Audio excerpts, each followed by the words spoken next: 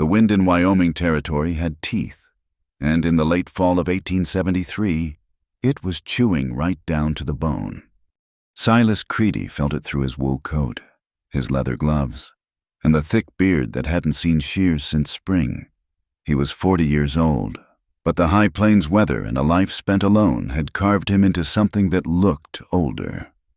He rode his horse, a sturdy buckskin named Quiet Like Buck, through the low foothills, his eyes scanning the gullies. He was not looking for trouble. He was looking for 3 stray cows, and trouble was just a thing that got in the way of work. His ranch was 5 miles back, nestled in a dip of the prairie that gave some small mercy from the wind.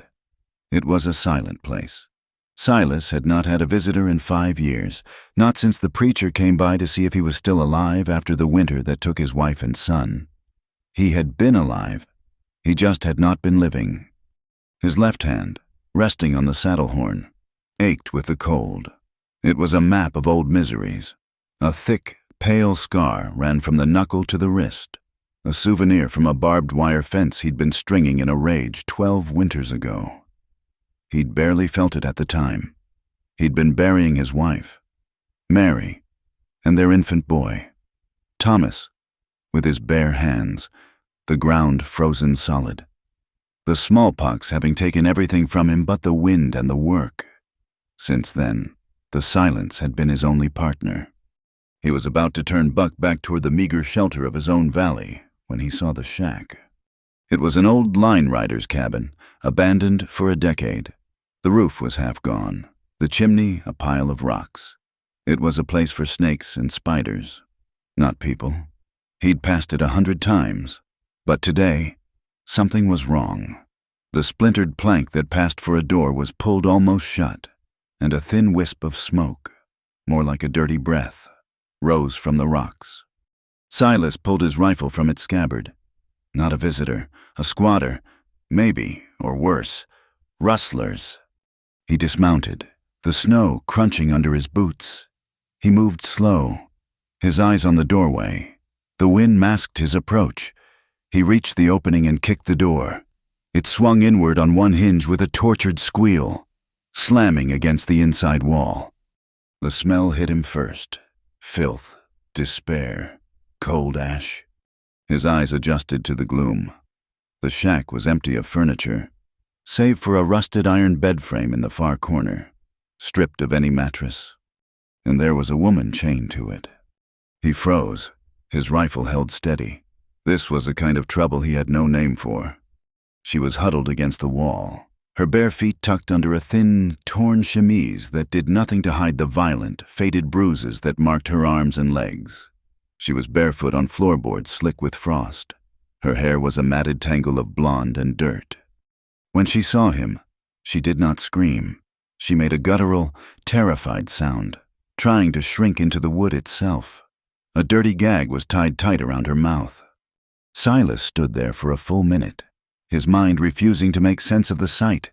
He'd seen men hanged. He'd seen men frozen solid. He'd seen death in childbirth and death by fever. He had never seen this. The woman's eyes were wide with a terror that went beyond fear. It was the look of an animal that has been in a trap for so long it has forgotten what it means to be free. He lowered the rifle, just an inch. "Mister!" she begged, her voice muffled to a desperate moan by the gag. She scrambled forward, the movement jerky and painful, until the chain pulled taut. It was a heavy thing, a trace chain, looped around the iron bar of the bed frame and locked to thick iron cuffs around her wrists. "Please," she moaned again, shaking her head, the tears making clean paths through the grime on her face. Silas Creedy had survived by not getting involved. The world was full of poison, and the only cure was to stay clear of it. This woman was poison. She was someone's property or someone's prisoner. She was a murderer or a lunatic. She was, without question, not his business. He should have turned around.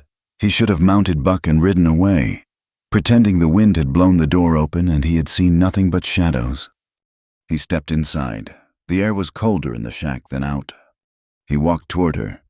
She flinched, pulling back so hard the chain rattled against the bed frame, a harsh, metallic sound that set his teeth on edge.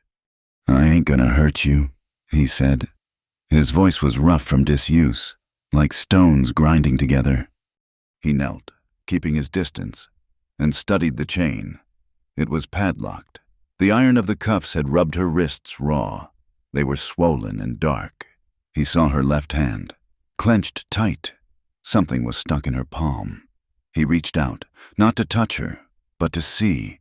She opened her fist, trembling. A wedding band, or half of one. It had been broken, the gold bent, and a sharp edge had embedded itself deep in the flesh of her palm. The wound was old, crusted, and angry. "Who did this?" he asked. She just sobbed, shaking her head, the gag stopping any words. He pulled his hunting knife from its sheath. She screamed behind the cloth, her eyes rolling back. "Hold still," he grunted. He was not a gentleman, but he was not cruel. He reached behind her head and sliced the gag. It fell away. She gasped, coughing, dry heaving from the relief and the terror. "Please," she whispered, her voice a raw croak. "Please, mister, don't take me back. Don't take me back to them." "Take you back where? Who's them?" "My husband's family. The Holts. Please, they'll kill me, or worse." Silas looked at the wedding band in her palm. "Where's your husband?" "He's dead," she choked out. "He's been dead a year. I'm a widow. My name is Maybelle Holt." Silas stood up. A widow. Men didn't chain widows. They didn't chain their kin. Not unless there was a madness or a crime. "You're lying." He said it was not an accusation. It was a fact. People lied to survive. No, I swear it. I swear on my mother's grave." She held up her chained hands, a gesture of prayer. "He died. Gangrene. From his leg, a horse rolled on him. It took him a month to die. And when he was gone, his father, his brothers, they said I belonged to them." Silas stared at her, his face hard as the iron cuffs. "Why?" Maybelle looked down at the filthy floor. A shudder ran through her thin frame. They said I owed them I owed them a child, to replace their dead son. They said I was their property, bought and paid for." Silas felt a cold sickness in his gut. He had heard of such things, back in the hills, in places where the law was just a rumor. A woman was no more than livestock, a wife, a daughter, a widow. She was a possession. He wanted not to believe her. It was too ugly. It was the kind of ugly that, once you touched it, would never wash off. "Who chained you?" "His brother, Amos. When I tried to run, they brought me here. They leave food sometimes. Sometimes they forget. They said they'd keep me here till I broke, till I agreed to marry him." Silas looked around the shack. There was no food, no water, just a thin, filthy blanket in the corner. He looked at her. She was starving. Her cheekbones were sharp, her eyes sunken. He was a man who lived by simple truths. And the truth was, this woman was going to die. But another truth was that she was not his to save. "Please," she whispered. "Please, mister, I got nothing to give you. I got nothing. But don't let them have me." He saw the bolt cutters in his mind, hanging on a nail in his barn. He saw the lock. He could break it in a second. And then what? Then she would be his problem. The Holts, whoever they were, would come looking. They would come with rifles, and they would find her at his ranch. A man living alone with another man's widow. They would call him a thief. Or worse, they would bring the law, or they would bring their own. His silence stretched. Maybelle's hope, which had flared bright in her eyes, began to die. She lowered her cuffed hands.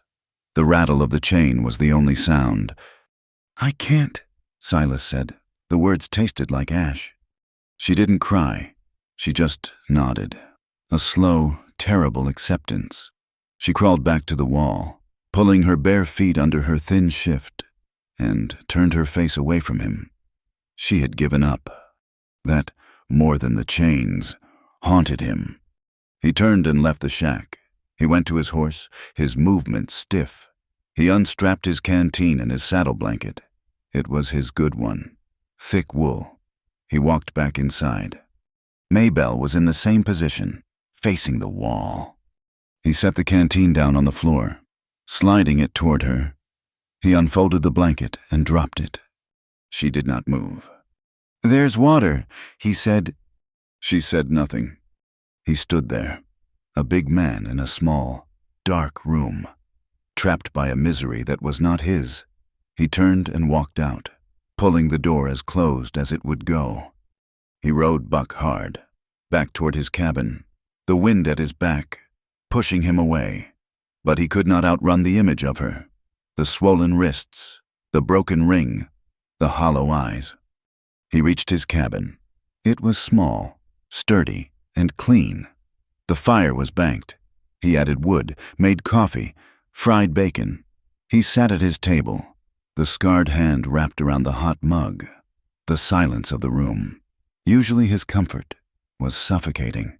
It was filled with the rattle of a chain. He didn't believe her. He told himself that, over and over. She was a runaway, a mad woman. She'd killed her husband, and his family had locked her up. That made sense. That was a story that let him be.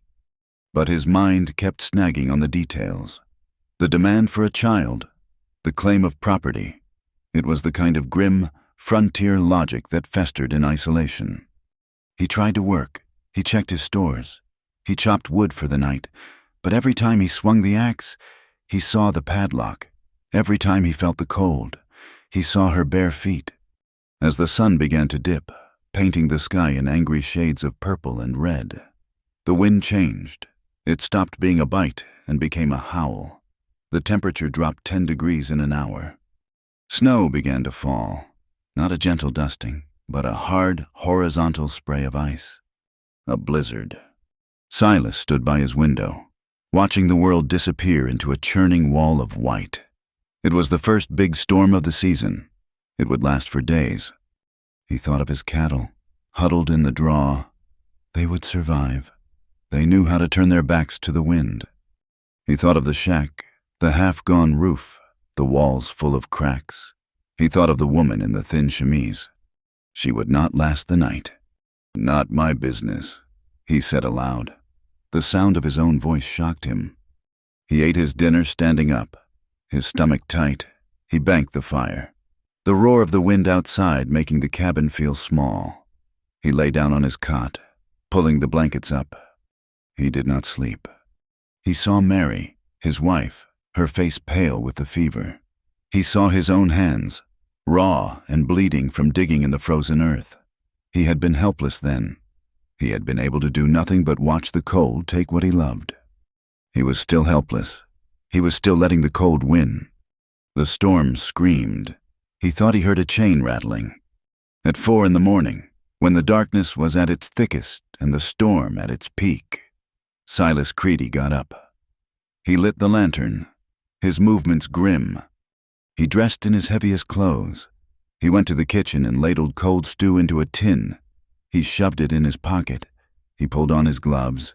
He walked out into the white fury, to the barn. He did not saddle Buck. He saddled the big gray mare. Bess, she was stronger, surer in the drifts. He grabbed the bolt cutters from the wall. They were heavy and cold, the metal biting through his glove. He rode into the teeth of the blizzard. It was not a ride. It was a fight. The snow was knee-deep on the mare. The world was a void of screaming white. He navigated by memory, by the slope of the land. It took him 2 hours to go the 5 miles. He almost missed the shack entirely, a dark lump in the swirling gray of dawn.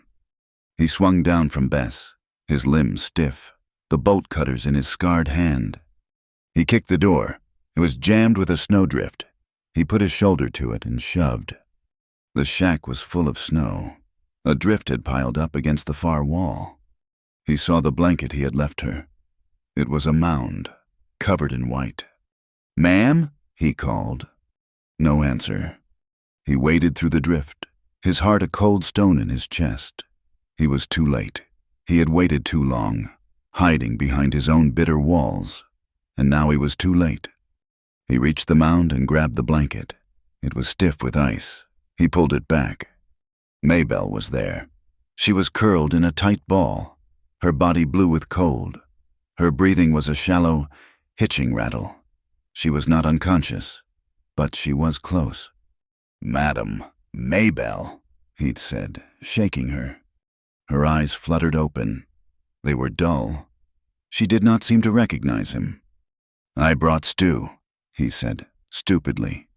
He fumbled the tin from his pocket, prying the lid off with numb fingers. He dipped his fingers in and brought them to her lips. She turned her head away. "You gotta eat." She looked at him. The fog in her eyes cleared. Just for a second. She recognized him, the man who had left her. She tried to speak. Her voice was a dry nothing, a hollow scrape of air. He had to lean his ear almost to her lips to hear her. "Please," she whispered. "Please untie it." Her eyes locked on his. They were shattered. There was no seduction, no bargain, no trick. There was only the bottom of all things. She was offering the only thing she had left, the very thing that had been demanded of her. "I'll give you a child tonight." Silas Creedy froze. The words hit him like a physical blow, harder than the wind. He had heard the desperation of dying men and the screams of women in labor. He had never heard a sound this broken. It was the sound of a human soul worn down to its last, awful thread. She was not offering desire. She was offering a sacrifice. She was offering to be the thing they said she was, just to be free of the iron. In that moment, he knew she had told the truth, all of it. The ice in him broke. The rage he had buried with his wife and son, the rage he had hammered into fences and chopped into firewood, surged up. He did not speak. He stood, throwing the stew tin aside. He raised the bolt cutters. Maybelle flinched, thinking he meant to strike her. He put the jaws of the cutters around the heavy padlock. He put all his weight, all his grief, all his 5 years of silence into his arms. He squeezed. The metal groaned. He squeezed again. With a sharp, violent snap, the lock broke. He tore the chain from her wrists. He did not bother with the cuffs. He threw the bolt cutters down. She was too weak to stand. He did not ask. He wrapped her in his own coat, then wrapped the frozen blanket around that. He lifted her. She weighed nothing. She was a handful of bones and sorrow. He carried her out into the dawn storm. She was a dead weight in his arms. He pushed through the drift, shielding her with his body. He got to the mare, and somehow, with his scarred hand frozen and his burden limp, he mounted. He settled her in front of him, her head lolling against his chest. He turned the mare for home.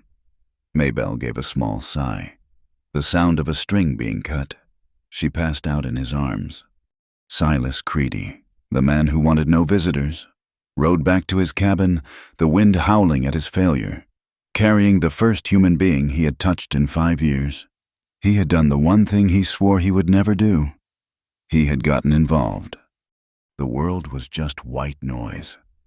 Silas held the reins in his one good hand, the scarred one tucked under his armpit for warmth. His body bowed over the unconscious woman.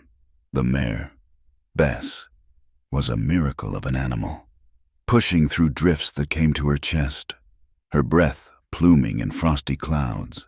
The cabin was a promise he'd made to the horse, and she was keeping him to it. Kicking the door open was a fight. Snow had piled against it. He managed it, stumbling inside.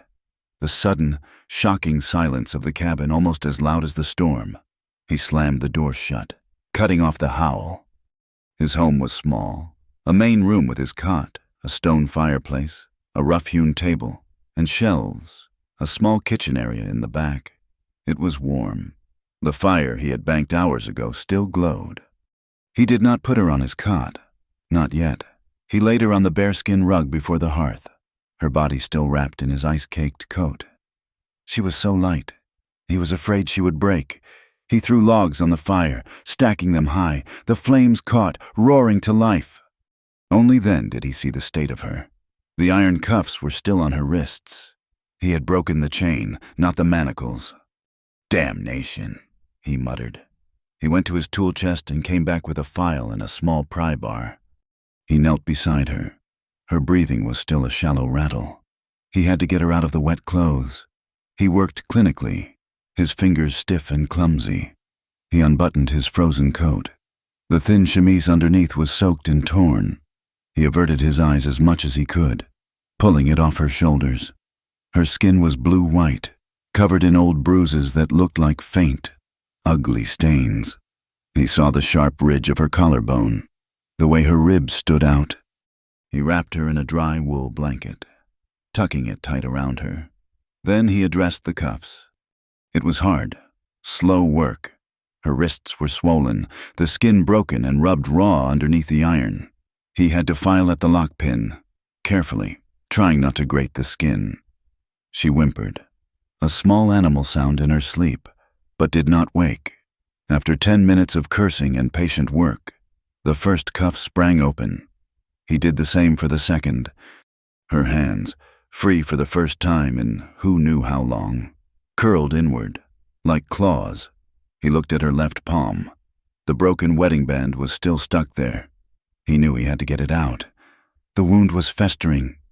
He heated water in the kettle, poured it into a basin with lye soap. He took a clean rag and his sharpest knife. He sat on the floor, took her small, cold hand in his big, rough one. He held it steady and began to clean the wound. It was deep. The gold was embedded in the flesh. He had to use the point of his knife to carefully, gently, pry the shard of metal loose. It came free with a sickening little pull. Blood, dark and thick, welled up. He washed it clean, grimacing at the raw, torn flesh. He found a tin of pine tar salve in his medicine box and applied it liberally. He wrapped her palm, then her wrists, in clean strips of cotton. He had done what he could. He pulled his own cot closer to the fire, lifted her, blanket and all, and laid her on it. He covered her with his thickest quilt. She sank into the bedding, her blonde, matted hair stark against his pillow. Silas sat in his one chair, watching her. He did not sleep. He watched the rise and fall of her chest, a movement so faint he had to strain to see it. He drank black coffee, his rifle leaning against the wall next to him. He was a man besieged, not by the storm, but by the woman he had brought into his fortress. Maybelle woke with a gasp. The first thing she knew was warmth, a deep, heavy, penetrating warmth that she had not felt in a year. The second thing she knew was softness. She was on a mattress, under a quilt. The third thing was the smell, wood smoke, coffee, pine tar. She opened her eyes. The light was dim, golden, a fire, a roof. She was not in the shack. Terror seized her, cold and absolute. She tried to sit up, but her body would not obey. A wave of dizziness and nausea swept over her. She saw a man, a big bearded shape, sitting in a chair near the fire. He had brought her here, the man from the shack. She moaned, a sound of pure fear, and tried to scramble away, but her limbs were water. She rolled off the cot, landing in a heap on the bearskin rug. "Easy, ma'am," Silas said, standing up. He did not move toward her. She looked at her hands. They were free. The weight was gone. She saw the clean cotton bandages. She looked at her body, wrapped in a thick wool blanket. "Where?" she whispered. Her throat felt like it was full of sand. "My cabin. You're safe from the storm." "Safe?" The word was foreign. She pushed herself up, her arms shaking. "What do you want?" "Nothing. I got stew," he said. It was the only language he had. He had kept a pot warm by the fire. He ladled some broth into a mug and held it out. She stared at the mug. He took a step closer. She flinched, crab-walking backward until she hit the stone of the hearth. "I ain't gonna hurt you," he said, his voice rough with frustration. "You need to eat." He set the mug on the floor. 2 feet from her. He backed away and sat down in his chair again, turning his gaze to the fire. He was giving her space. She watched him, her eyes wide. He was not looking at her. He was huge and silent as a mountain. He had a rifle. He had freed her. Why? Her stomach cramped. She was starving. Slowly, her hand trembling so hard she almost spilled it. She reached for the mug. The broth was hot. She brought it to her lips and took a sip. It was the richest, most wonderful thing she had ever tasted. She drank it too fast. Her body, starved for so long, betrayed her. She gagged, a violent, full-body heave. She turned and threw up the broth onto the stone floor, her body convulsing. She collapsed onto her side, sobbing, not in fear this time, but in failure. She could not even keep down a mouthful of soup. Silas said nothing. He got up, took a rag, and cleaned the floor. He put a bucket near her. "Too fast," he said, his voice not unkind. "Try again. Slower." He refilled the mug, set it down, and returned to his chair. She tried again. A sip.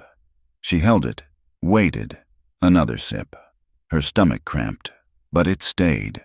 She finished the mug over 10 minutes, her body shaking, and then curled up on the rug, exhausted. "My legs," she whispered, ashamed. "I can't stand." "They'll come back. Rest." She looked at the cot. His bed. He had put her in his bed. "Where will you sleep?" "Floor's fine," he grunted.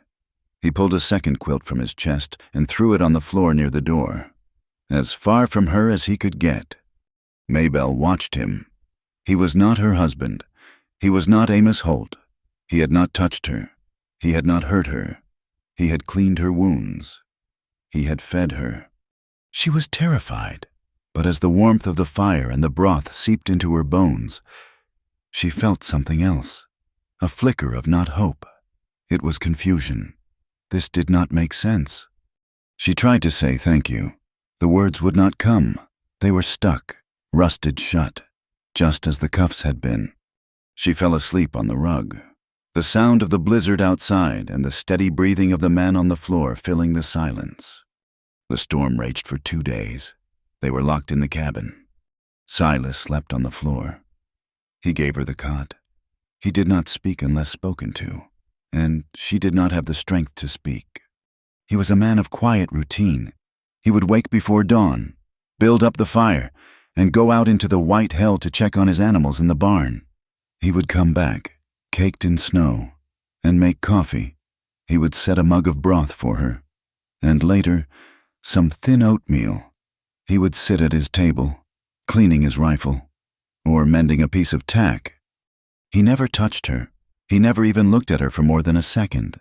His presence was just a fact, like the walls of the cabin or the heat from the fire. On the 3rd day, the snow stopped. The silence outside was absolute, and Maybelle, for the first time, stood on her own. Her legs were shaky, like a newborn foal's, but they held her. She was still wrapped in his blanket. Her old clothes were gone. He must have burned them. She stood by the fire, soaking in the heat, and looked at him. He was at the table, running a whetstone along the blade of his knife. Her voice was stronger now, though still quiet. "What now, mister?" Silas looked up.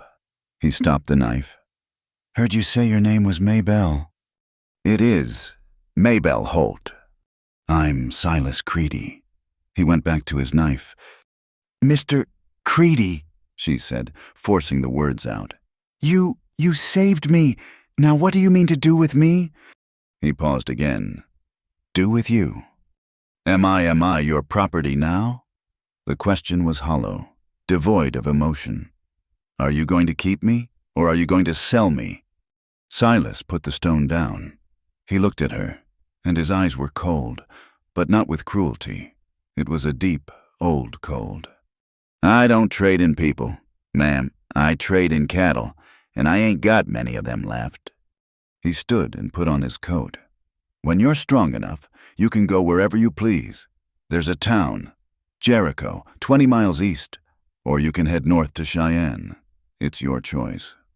He walked out the door, into the blinding white sunlight, leaving her alone in the cabin. Maybelle leaned against the chimney, her legs giving way. She slid to the floor. She did not believe him. Men did not do things for nothing. Men did not risk themselves for strangers. Men did not fight blizzards and break chains for free. Her husband, her father, her brothers-in-law, they had all taught her that. Everything had a price. A woman's price was her body, her labor, or her life. This man, Silas Creedy, was lying. He was waiting. Maybe he wanted her stronger. Maybe he wanted her grateful. He was just a different kind of trap. She spent the day exploring her prison. It was one clean room, and a barn full of animals. There was no one else for miles. The snow was piled 10 feet high in places. He was right. She could not leave. When he came back that night, his face burned by the wind and sun. He found her sitting at the table. She had found a comb and pulled the tangles from her hair. She had washed her face. She looked almost human. He nodded, a simple acknowledgement, and started making dinner. Bacon and beans. They ate in silence. The sound of their forks scraping the tin plates was loud. She had to know. "Why?" she asked. He looked up, his mouth full. "Why did you come back for me?" Silas chewed, swallowed. He stared into his plate for a long time. "The storm. You'd have died. You could have left me. You did leave me."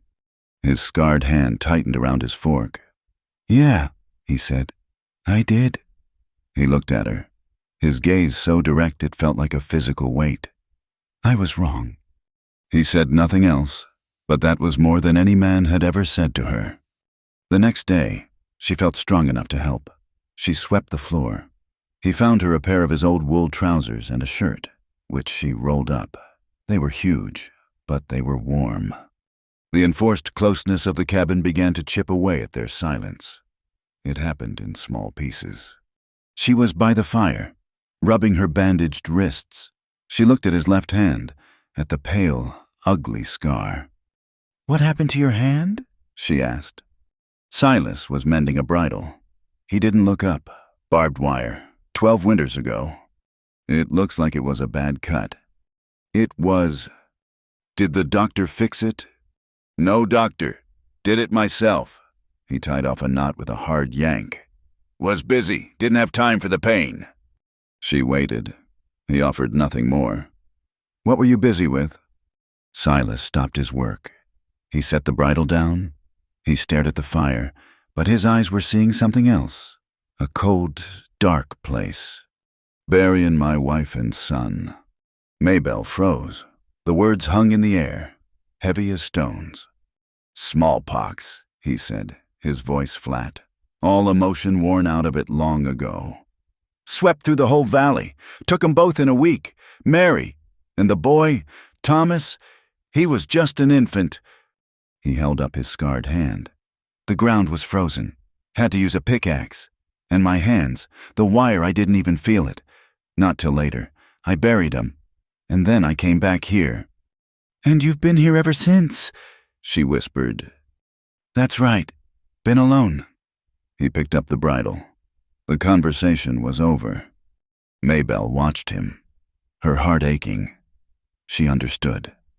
Not his pain, she could never know that, but she understood the silence. She understood the fortress he had built. He had lost his world. That night she told him hers. "I was married at 17, she said to the fire. Silas was in his chair, pretending to read an old almanac. "My PA sold me to the Holts, not for money, for cattle. 10 head. My husband, he was not a good man. He drank. She paused, her hands tightening. "He wanted a son. That's all he wanted. That's all they wanted. I got pregnant. Twice." Her voice broke. Just a little. "Lost them both, before they were even big enough to show. After the second time, he hit me. He said I was barren, broken. He said I was worthless. Silas's hands were gripping the almanac, his knuckles white. But his family, they still called me their blood. They said the wedding vows meant I was a Holt, no matter what. When he died, she took a deep breath. The gangrene, it was awful. He was screaming for a month, and I sat there. I felt relieved. She looked at Silas, ashamed. I was glad he was dead. And then, at the funeral, his father, Jedediah, he told me I belonged to the next son. To Amos, he said I still owed the Holts a child, that it was my duty. Amos, she spat the name. He was worse than my husband. He tried to declaim me that night. I fought him. I hit him with a poker. That's when they chained me. They said they'd break me. They'd make me an obedient wife. She was weeping now, the silent, hot tears she had cried in the shack. They took me to that line cabin. They said they'd leave me there till I begged Amos to marry me, till I promised them a child. Silas stood up. He threw the almanac into the wood box. He paced the small cabin, his hands clenched. He looked like a caged bear. They are animals, he said, his voice a low growl. They are kin, she said, as if that explained it. They believe I am theirs. No one, Silas said, stopping to look at her. No one belongs to anyone, not like that. A week passed. The snow began to melt under a bright, high plain sun. Maybelle's wounds healed. The raw places on her wrists turned to new pink skin, her palms scarred over. She was cooking their meals now. Simple food, but she was earning her keep. She was still wearing his clothes. They had reached a fragile truce. They were two broken people, living in the same small space, bound by the storm and the secrets they had shared. Then, one bright, cold afternoon, Maybelle was outside, hanging blankets on a line to air them out. Silas was in the barn. She heard it first, the jingle of harness, the thud of hooves on the damp earth. She looked east, toward the pass. 3 riders. They were coming fast. She dropped the blanket and ran, screaming his name. Silas! Silas! They're coming! They're here! Silas burst from the barn, his rifle in his hand. He had been expecting this. The cellar, he snapped, grabbing her arm. He dragged her to the cabin, shoved her toward the trap door hidden under the bearskin rug. Get in, now, and no matter what you hear, you don't make a sound. But they'll hurt you. Now, Maybelle. She scrambled down the ladder into the dark, cold root cellar. He slammed the door, threw the rug over it. Silas stepped onto his porch. He cocked his rifle. The shuck-shuck sound loud in the quiet air. He leaned against the porch post and waited. The 3 riders pulled up. One was an older man, thick-bodied, with a gray beard and cold, righteous eyes. The one next to him was younger, with a mean, thin mouth and watery eyes. Amos. The 3rd man was just a hired hand. That's far enough, Silas called out. The older man, Jedediah Holt, held up a hand. We ain't looking for trouble, mister. We're looking for family. Ain't no one here but me. We're looking for our daughter, Jedediah said, his voice smooth. Maybelle, our boy's widow, she's touched, not right in the head. She's a danger to herself. Ran off in the storm. In the storm, Silas said, his voice flat. That was a week ago. She'd be dead. She's tough, Amos sneered. And she's ours. We tracked her to that old shack in the foothills, and then we tracked you from the shack. Silas's face was stone. You're mistaken. I was checking cattle. We ain't mistaken, Jedediah said. He reached into his coat and pulled out a folded piece of paper. We got a custody paper, signed by Preacher Davies himself. Says she's our ward, our property, by law and by God. Now hand her over. He held out the paper. Silas did not move. He kept the rifle pointed at the ground, but his thumb was on the hammer. I told you, she ain't here. Amos Holt spurred his horse forward. You're a liar. She's in there. Amos! Jedediah snapped. The younger man stopped, his hand on the pistol at his hip. Jedediah looked at Silas. He looked at the cabin, the barn, the isolation. He saw a man who was not afraid. "Look, mister," Jedediah said, trying a softer tone. "She's a lunatic. She attacked my boy here. She's simple. We just want to take her home. Keep her safe." "She ain't here," Silas repeated. The silence stretched. It was 3 against 1, but Silas was on his porch, with cover, and he had the look of a man who knew how to use his rifle. "We'll be back," Jedediah said, his voice losing its smoothness. "We'll be back in 3 days, and we'll have Sheriff Brody with us. He'll read you that paper. He'll search this ranch, and if he finds her, it'll be bad for you. Mister, you harboring another man's kin. That's theft." 3 days, Silas said, nodding. "Don't try to run," Amos snarled. "We'll be watching." They turned their horses, their movements angry, and rode away, back toward the pass. Silas watched them until they were dots. He uncocked the rifle.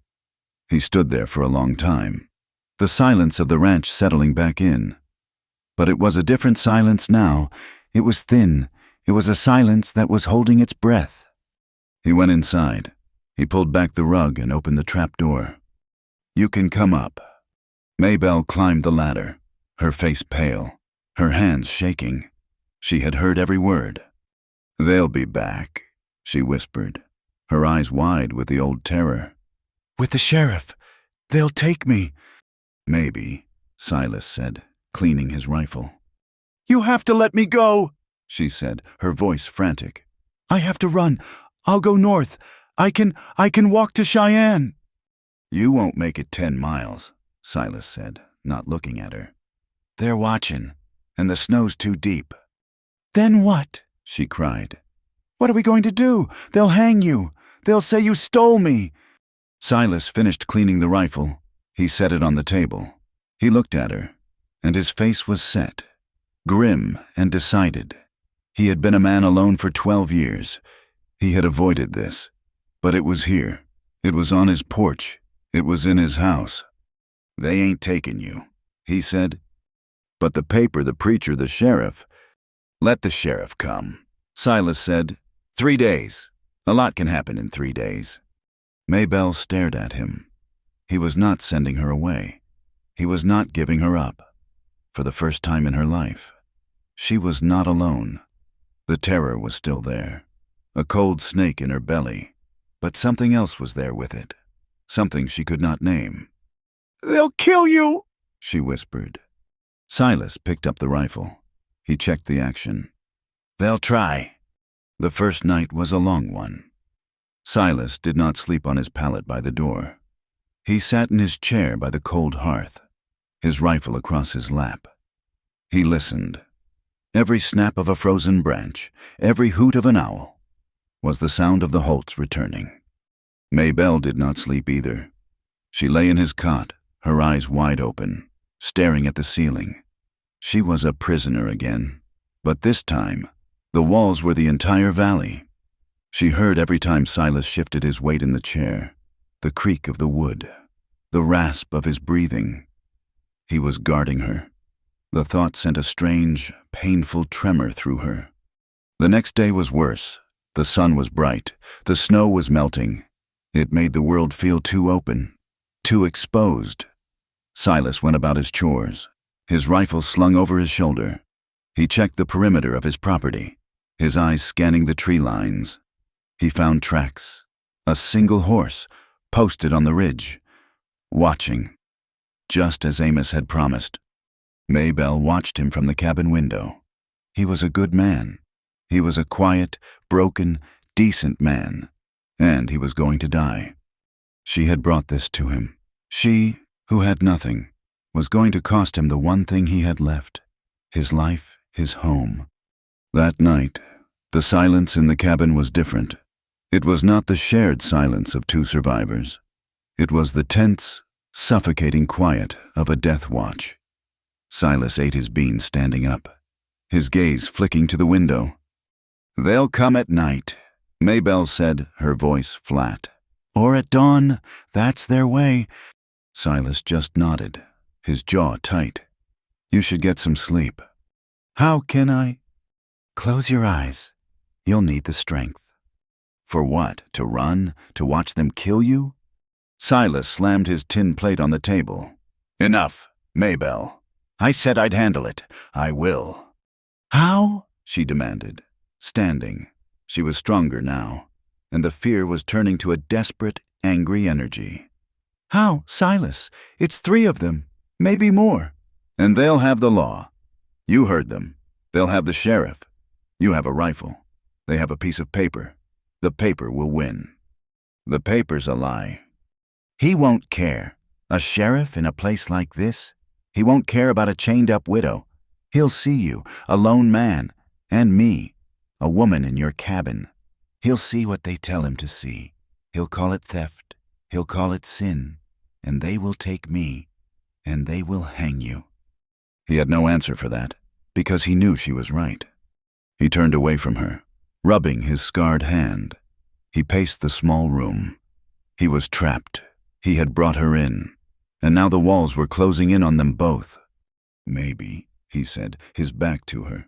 His voice was low, gravel. Maybe there's one way, if you was gone. Maybelle's breath hitched. There it was. If they come, he continued, thinking aloud, and you ain't here, if you was somewhere else, far away, they'd have no quarrel with me. Gone where? She whispered, the cold of the shack creeping back into her bones. Cheyenne. It's a big place. You could get lost there. Find work. With what? With these? She held up her hands, still wearing his rolled-up shirt. I have no name. I have no money. I'm just a runaway, and they'll be watching the road. I could take you, tonight. We could ride north, cut through the high passes. It'd be hard, but we could make it before they knew. He was talking about saving her, but all she heard was that he was sending her away. All she heard was that she was, once again, the problem to be gotten rid of. She had been her father's problem, then her husband's, then the Holt's. Now she was his. You're right, she said, her voice suddenly hollow. I should go. Silas turned, surprised by her quick agreement. It's the only way, for your safety. Yes, she said, for my safety. She went to the cot and lay down, turning her face to the wall. Silas watched her. He felt a sharp, ugly pang of something. Relief? No, shame. He was a coward. He was sending her out into the wilderness to save his own skin. He told himself it was to save her, but he knew, deep down, he was just tired of fighting. He just wanted his silence back. We'll leave in an hour, he said. I'm tired, she whispered. Let me rest, just till midnight. He nodded, guilty. All right, till midnight. He went back to his chair, to his watch. He must have dozed, his exhaustion finally taking him. The rifle slipped, the butt hitting the floor with a soft thud. He woke instantly. The cabin was dark. The fire burned down to embers.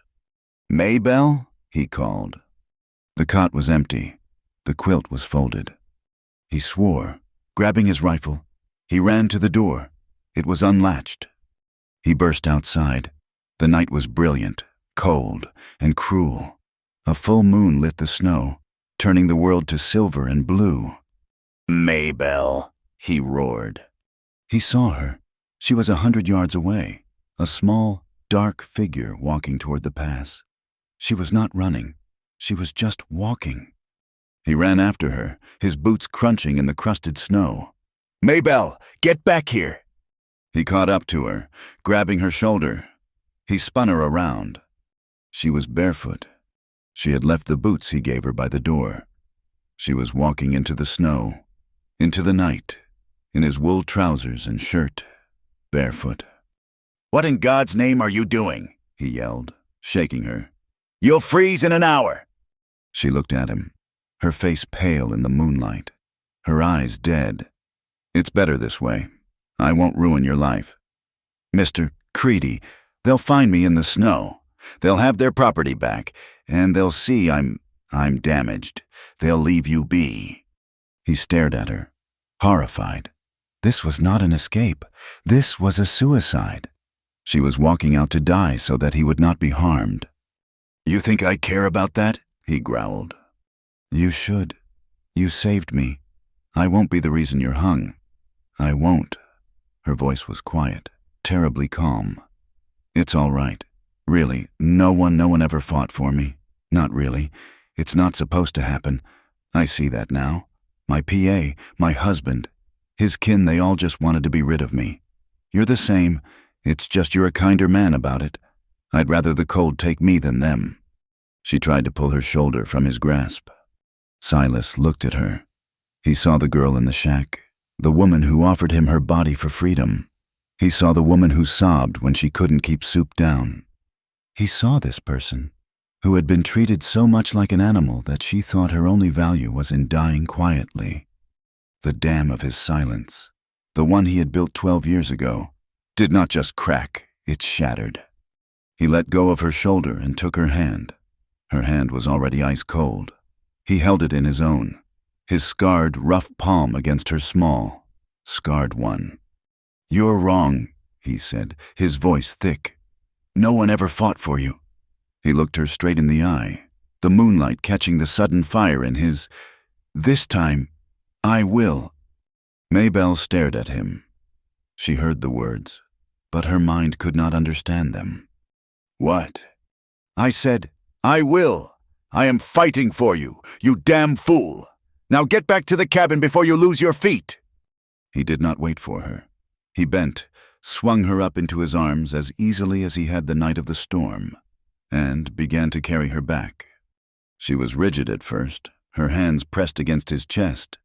"No, you don't understand. You can't." "Be quiet, Maybelle. You ain't dying tonight, and I ain't running." He carried her inside, kicked the door shut, and set her on her feet by the fire. He dumped logs on the embers, stoking them back to life. He grabbed a blanket, knelt, and began to rub her frozen feet, his touch rough and urgent. "The paper," she said, her teeth chattering. "The sheriff." "The paper," he said, not looking up. "You said Preacher Davies signed it." "Yes, in Jericho." "Then that's where we're going. At dawn, we're going to see the preacher, and we're going to see the sheriff." "They'll arrest us." "Let 'em try." He rubbed her feet until the color started to come back, a painful red. "They want to use the law? We'll use it first. That paper's a lie, and we're going to prove it." He looked up at her. She was looking down at him, at this big, harsh man, rubbing her feet, his brow furrowed in anger. He was not angry at her. He was angry at the world. For her. She began to cry. It was not the silent, hopeless weeping he had seen before. It was a storm, a raw, ragged breakdown that came from a place so deep it shook her whole body. She sank to her knees on the hearth, covering her face.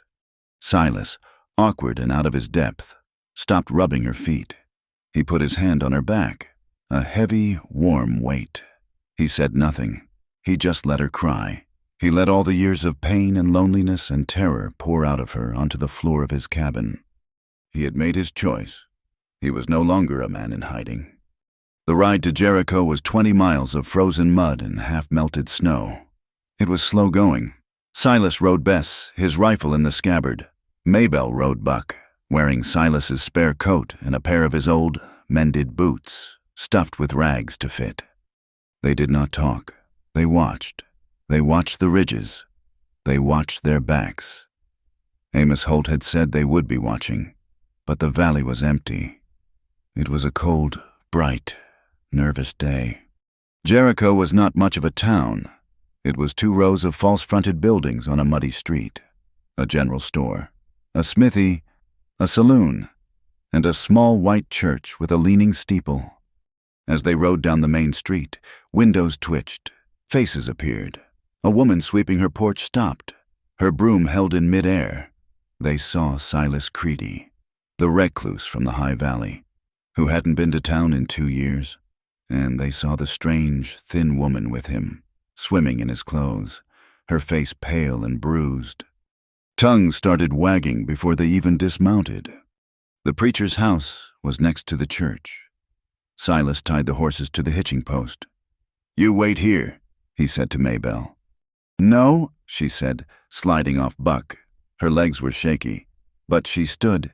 "He has to see me. He has to see what he did." Silas nodded. He did not knock. He opened the door and walked in. Preacher Davies was a small, thin man with a nervous twitch in his eye. He was at his desk, writing a sermon. He looked up, startled, when the two of them filled his doorway, bringing the cold air in with them. "Mr. Creedy," he said, standing, his voice watery. I wasn't expecting, and ma'am." He recognized Maybelle. His face went pale.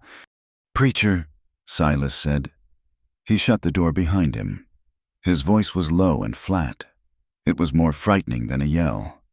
"We come about a piece of paper," Silas said. "A custody paper. For Mrs. Holt here. Jedediah Holt says you signed it." The preacher's eyes darted to the door, to the window. He wrung his hands. It is a complicated matter, Mr. Creedy, a family matter. The Holts they are good members of my congregation. They provide—" "Did you sign it?" Silas asked, taking a step closer. Jedediah explained the situation. The preacher stammered. "The poor woman, her mind is afflicted. Since her husband's passing, she is their ward. They are her blood. The paper is just a formality. To protect her. She was chained to a bed frame in a line shack." "Preacher," Silas said, his voice dropping to a whisper. "In a blizzard, barefoot, starving. Is that protection?"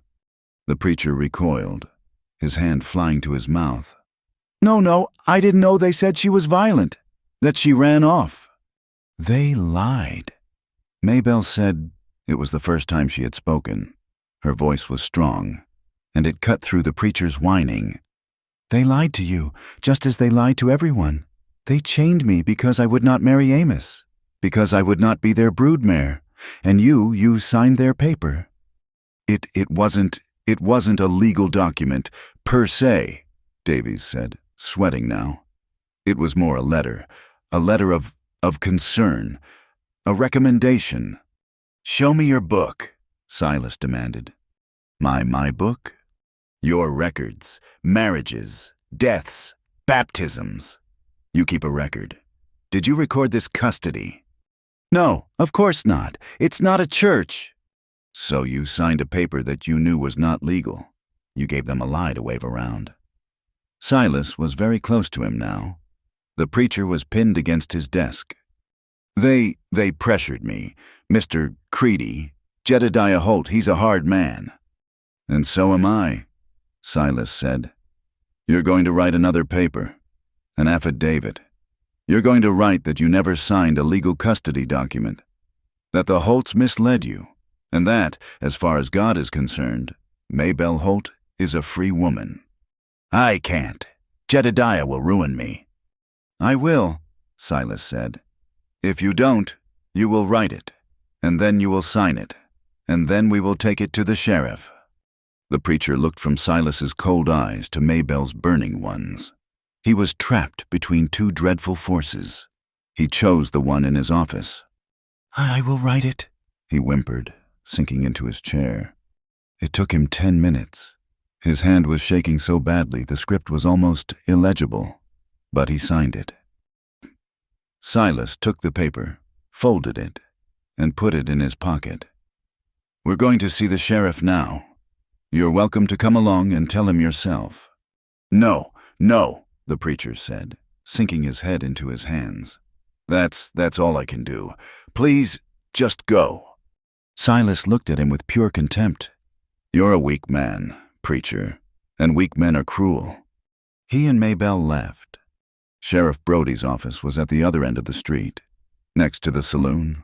Brody was a big man with a food-stained vest and a lazy expression. He was tilted back in his chair, his boots up on his desk. Well, well, he said, not moving. Silas Creedy, thought you'd fallen off the earth. His eyes slid to Maybelle, lingering on her. And you found a friend. We're here on business, Sheriff, Silas said, stepping in. It's about the Holt family. Brody's boots hit the floor. His lazy look sharpened. I was wondering when this would land here. Jedediah and Amos were just in yesterday. Told me all about their runaway ward. Told me she was with you. She's no one's ward, Silas said. She's a free woman. They chained her in a shack. Brody sighed, leaning forward. Mr. Creedy, let me explain how this works. Out here, law is a flexible thing. Now, I got a custody paper from the Holts, signed by the preacher. It's a forgery, Silas said, throwing the preacher's new note on the desk. Or close to it. There's the preacher's own word. He was misled. The paper means nothing. Brody picked up the note. He read it, his lips moving. He grunted. He looked at Maybelle. Is that right, ma'am? They mistreated you. They chained me. Maybelle said, for weeks. They were starving me, because I would not marry Amos Holt. Brody rubbed his jaw. He looked from Silas to Maybelle. He looked at the note from the preacher. He looked at the other, older paper from the Holts. He was annoyed. This was complicated. This was messy. All right, he said, standing up. This is what I see. I see a widow property dispute. That's all. It happens all the time.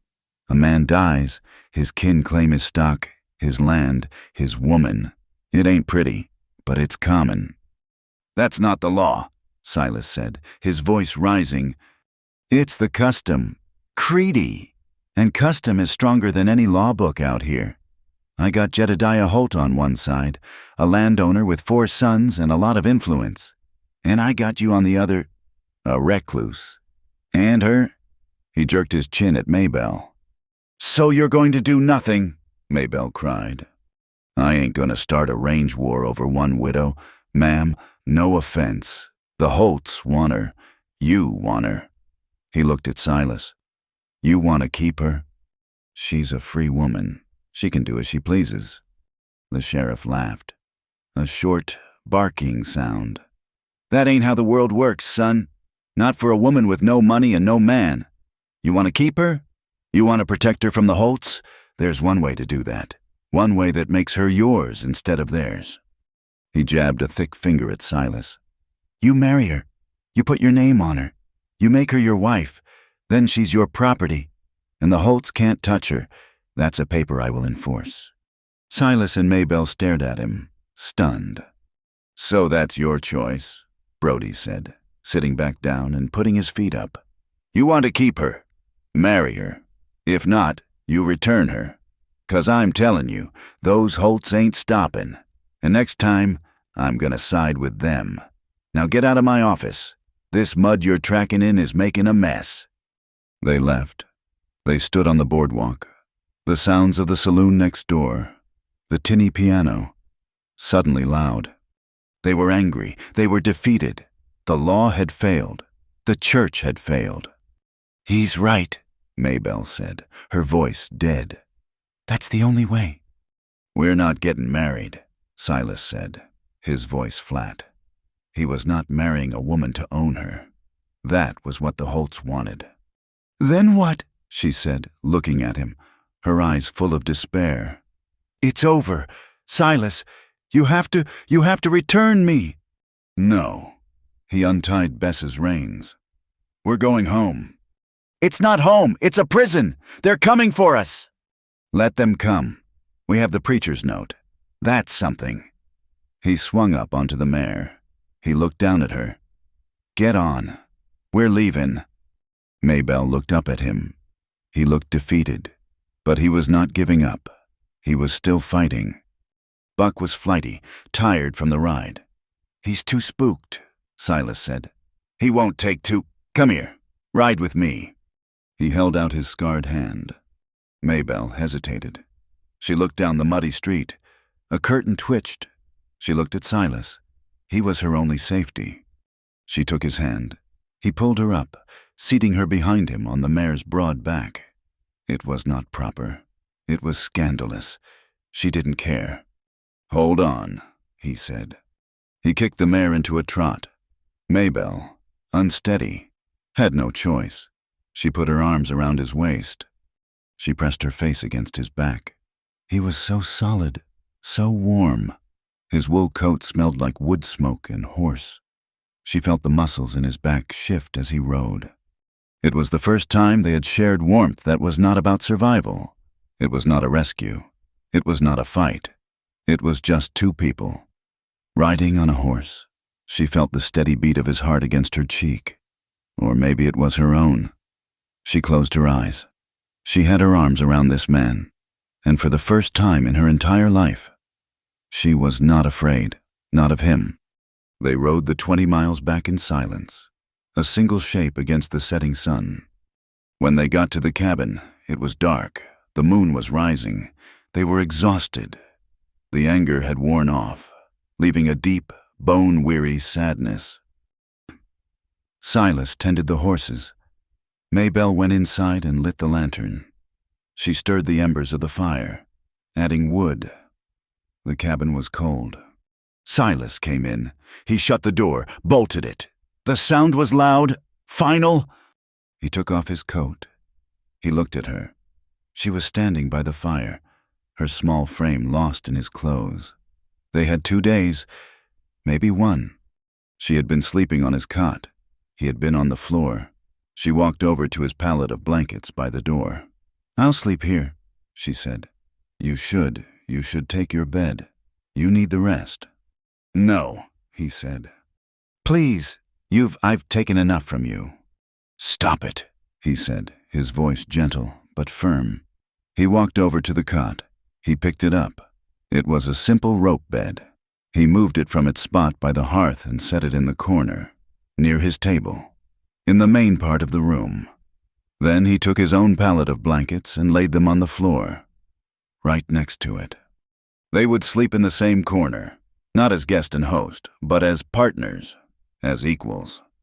"I'm not sleeping by the door," he said, "and you're not sleeping on the floor. You're a human being. Maybelle, you deserve to rest, in a bed, not like some animal." She looked at him, her eyes filling with tears. He was offering her dignity, the one thing everyone had tried to strip from her. She nodded, unable to speak. The cabin was quiet. The only sound was the fire. He blew out the lantern. The room was cast in shadow and firelight. She got into the cot, under the quilt. He lay down on his pallet, a foot away. They were so close. She could hear him breathe. She could smell the soap on his skin. He turned on his side, his back to her. She turned on her side, facing him. In the dark, her hand, the one with the new scar on the palm, slipped off the cot. It brushed against his scarred hand. They both froze. It was an accident, just a brush of skin, but it was electric. He did not pull away. She did not pull away. His fingers lay against hers. She was quiet for a long time. Then, her voice was so soft it was barely more than a breath. "Silas?" "Yeah." "Would it be wrong?" she whispered. What would be wrong? Maybelle? Would it be wrong to be wanted, just once? Not for a child, not for property, just for love. Would that be a sin? Silas turned over, slowly. He was facing her now. He could see the faint glint of tears on her cheeks in the firelight. He saw her pain. He saw her shame. He saw her desperate, bottomless need. He said nothing. He lifted his scarred hand and gently, his rough fingers trembling, he touched her face. He cupped her cheek. She leaned into his touch, her eyes closing. A single tear escaped. He leaned in. She met him halfway. They kissed. It was not a kiss of passion. It was a kiss of profound, staggering loneliness. It was a kiss of shared pain. It was hesitant and chapped and tasted of salt and wood smoke. It was the most terrible and the most beautiful kiss of his life. It was a promise. It was a plea. It lasted only a moment. He pulled back. She pulled back. They stared at each other in the dark. The kiss hung in the air between them, a fragile, dangerous thing. It was too much. It was too soon.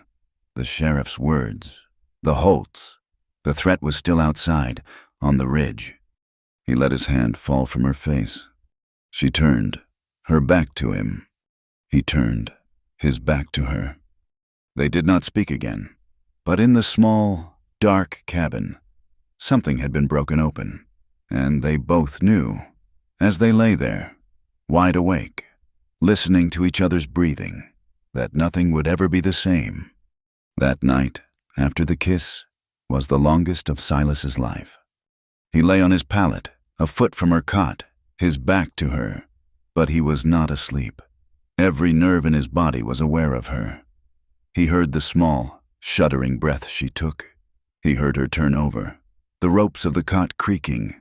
They had touched, they had kissed, and now, the fragile quiet they had built was shattered, replaced by a tension that was so thick it felt like a third person in the room. He had kissed her. He, a man who had not touched a woman in 12 years. He, who had sworn off all things soft, all things that could be taken from him. He had cupped her cheek and kissed her. He was a fool. He was inviting the pain back in. He was building a house on a fault line. Maybelle was just as lost. She lay facing the wall, her fingers pressed to her lips. She had asked to be wanted, and in his kiss, she had felt it. It was not the biting, demanding ownership of her husband. It was not the cold, calculating claim of Amos. It was something else. It was quiet and sad, and it terrified her more than any of it. It felt real. She had wanted to be wanted. Now, she was, and she knew, with a dreadful certainty, that it would cost him everything. When the gray light of dawn filled the cabin, they did not look at one another. Silas rose, his movements stiff. He put wood on the fire, his back to her. Maybelle slipped out of the cot, smoothed the quilt, her eyes on the floor. I'll make coffee, she whispered. I'll check the stock, he grunted. He grabbed his rifle and fled the cabin, fled the warmth and the smell of her, and went out into the cold, clean air. He stayed out longer than he needed to, his hands checking fences that were not broken, his eyes scanning the ridges. The watchers were gone. The valley was empty. It was a threatening, hollow silence. He returned 2 hours later. The cabin was warm. Coffee was hot. He drank it, standing by the window. She was mending his shirt, her head bowed over the fabric. They were two strangers again. The kiss a phantom that hovered between them. The dread built all day. They had 2 days left until the sheriff returned. 2 days until the Holts came back with the law. They worked, they ate, they waited. The silence was a drum, pulled tight. That night, they lay in their separate beds, a foot apart, but a mile away. They did not touch. They did not speak. It was just after midnight when the dog in the barn, a lazy hound Silas kept for company, began to bark. Not a warning bark, a frantic, terrified howl. Silas was out of his pallet in an instant. He was not asleep. He had his rifle in his hand before his feet were steady. "What is it?" Maybelle whispered, sitting bolt upright in the cot. "Stay down," he said. He moved to the window, peering out. The moon was high again, but this time it was not lighting an empty valley. It was lighting the approach of 6 riders. They were not riding slow. They were not coming for a parley. And they carried torches. The flickering, angry orange light bobbed in the darkness. They were fanned out, a line of fire and hate coming straight for the cabin. "They're here," Silas said, his voice grim. The sheriff was not with them. The 3 days were not up. This was not the law. This was a mob. They brought ropes. He ran to the door, slammed the heavy bar across it. Maybelle was out of the bed, her face white with a terror he had not seen since the shack. "The cellar," she gasped. "I'll go to the cellar." "Yes," he said. checking the load in his rifle. "Go! Stay there! Bar it from the inside!" She ran to the rug, pulled it back. She looked at the trapdoor. She looked at Silas, standing by the window, his broad back to her. A single man against 6. He was barring the windows, sliding the heavy wooden shutters into place. She stopped. Her hand was on the ring of the cellar door. "You said you'd fight," she said, her voice shaking. "I am," he said, not turning. "Now get down there." "You said I will. You didn't say you'd fight alone." He turned. She was not going to the cellar. She was walking to the fireplace. She reached up and took down his old rifle, the one his father had left him. It was a heavy, long-barreled Spencer. "Maybelle, this ain't a fight you can win." "I know," she said. She held the rifle, her knuckles white. "I've never been in a fight I could win, but I've never stood with anyone before." She looked at him, her eyes burning in the dim light. "I won't hide in a hole while they kill you for me. I won't." Silas stared at her. The fear was still on her face, but underneath it was a bedrock of resolve he had never seen. She had made her choice, just as he had made his. There was no time to argue. The riders were in the yard. "Jedediah Holt!" Silas roared, his voice muffled by the shuttered windows. "You are on my land! Ride out now!" "Creedy!" The old man's voice came back, full of righteous fury. "You send out that woman. She is Holt property. We come to take what is ours. We got a rope for her." "And we got one for you. You thief!" That was Amos, his voice high and mean. "You ain't taking anyone," Silas shouted. He moved to the small gap in the shutter, his rifle ready. "You try to set fire to this house. The first man to drop a torch is dead. I swear it." "Then we'll shoot you out." A gunshot exploded. A bullet ripped through the wooden shutter, splintering the pine, and slammed into the wall above Maybelle's head. She screamed, dropping to the floor. "I told you to stay down," Silas yelled, pulling her away from the wall. "Stay by the hearth, keep your head low, and don't fire unless I tell you." He took his position. Maybelle scrambled to the stone hearth, the rifle clutched to her chest. She was shaking so hard she could barely breathe. Another shot, then a third. They were circling the cabin, firing into the walls. The sound was deafening. Splinters flew. The cabin, their small, warm fortress, was under siege. "They're trying to set fire to the barn," Silas yelled. Moving to the back window, he fired. A man screamed in the darkness. A torch fell, hissing, into the snow. "That's one," he muttered. "Amos is on the porch!" Maybelle screamed. She could hear him, heavy boots on the wood, right outside the door. A scratching sound. "He's trying to set the door!" Silas spun, but he was at the wrong window. "Maybelle, fire! Through the door! Fire now!" She looked at the heavy plank door. She was supposed to shoot through it? "I can't." "Now." She raised the heavy rifle, her body trembling. She pointed it at the door and pulled the trigger. The gun roared in the enclosed space, the sound a physical blow. The kickback sent her flying backward onto the rug. Her shoulder exploded in pain, the cabin filled with the acrid smell of gunpowder. Outside, Amos screamed. It was a cry of rage and pain. "She shot me! The witch shot me through the door!" "Good girl!" Silas roared. He was back at his window. "They're falling back!" He fired again. A horse cried out. "They're grabbing Amos," Silas reported, his eye to the slit. "Jedediah!" Amos was howling. "I'm hit! I'm hit!" "You'll hang for this, Creedy!" Jedediah's voice was raw with hate, but it was further away now. "You shot my son. This ain't over. This is blood now. Blood revenge. We'll come back with the whole town. We'll see you hang." Silas watched them, 4 of them, dragging Amos, who was slumped over his saddle. The 5th man was on foot, his horse down. They grabbed him and rode hard, their torches casting a panicked, retreating light. They were gone. The silence that fell was more terrible than the noise. It was a dead, ringing void. The only sound was Maybelle, on the floor, gasping and sobbing. The cabin was thick with smoke. Silas barred the shutter. He stood in the middle of the room, his rifle held low. He was breathing hard. They were alive.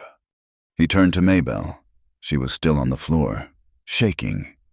It's over, he said, his voice rough. They're gone, for now. He walked over to her. You did good. You did good. Maybelle. He reached down to help her up. She flinched. Don't touch me. What is it? Are you hurt? I shot him, she whispered, her eyes wide with horror. Silas, I hit him. He was trying to burn us alive. You did what you had to? He looked at her, his eyes softening. Are you hurt? Did you fall? My arm, she whispered. He looked. When the first bullet had torn through the shutter, it had sent a spray of wood and lead.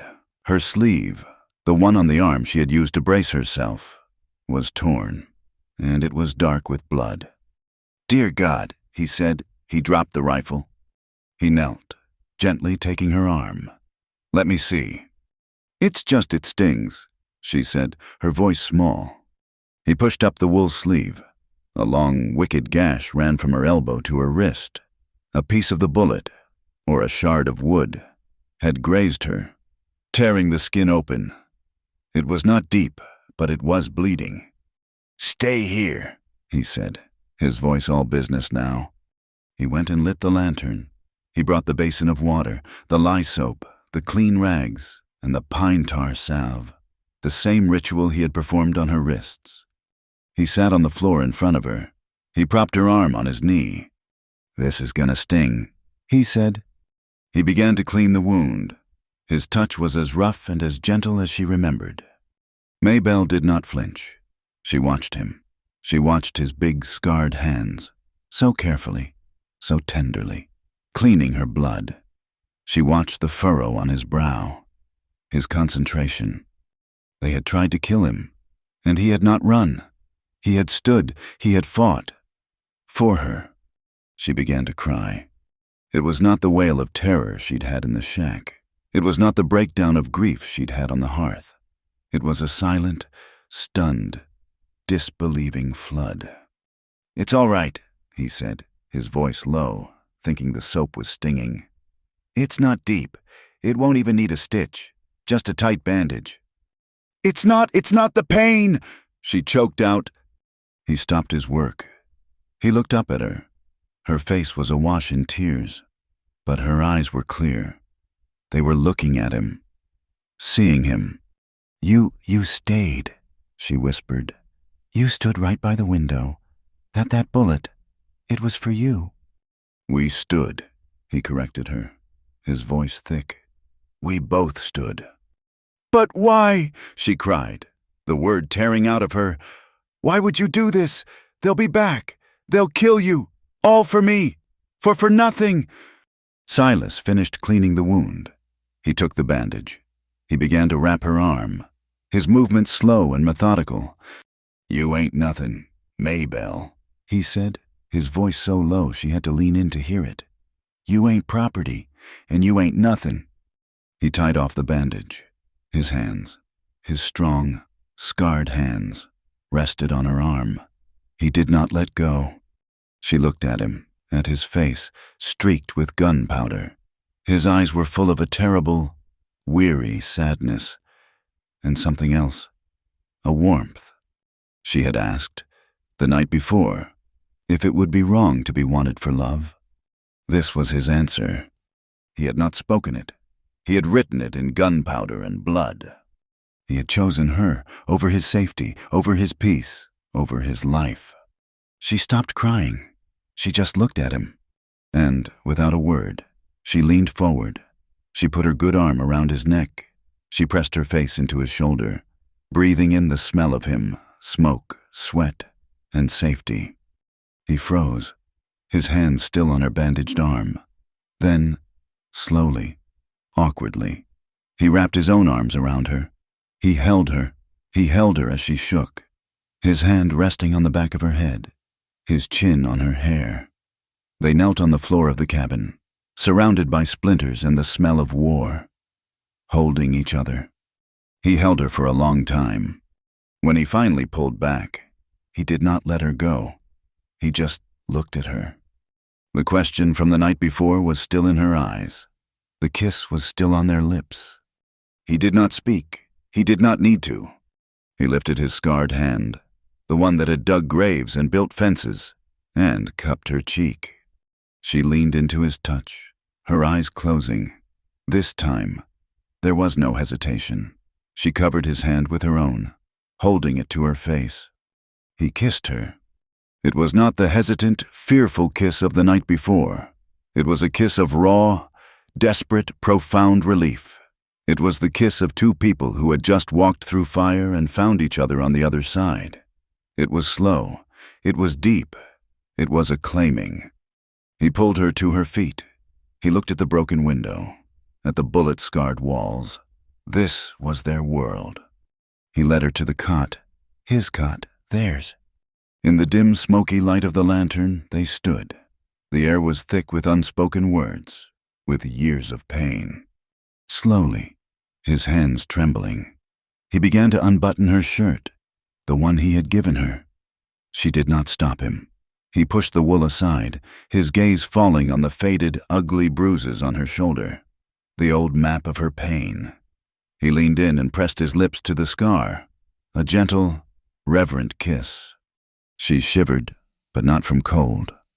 Her own hands, small and shaking, went to his shirt. She fumbled with the buttons. She pushed it from his shoulders. She saw his skin, the white, faded lines of old barbed wire cuts, the mark of a hard, lonely life. She saw the scar on his hand, the one that defined him. She took his hand and brought it to her lips, kissing the rough, pale flesh. He lifted her, laid her on the cot. There were no words. There was no passion, not the kind that rages. This was something quieter and stronger. It was an acceptance. He lay down beside her, and his eyes never left hers. He was seeing her, the real her. Not the harlot, not the widow, not the property, just Maybelle. And she was seeing him, not the recluse, not the hermit, just Silas. It was a slow, wordless joining, a healing.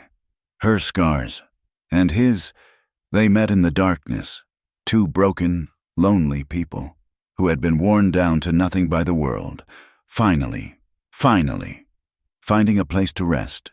They were not taking, they were giving.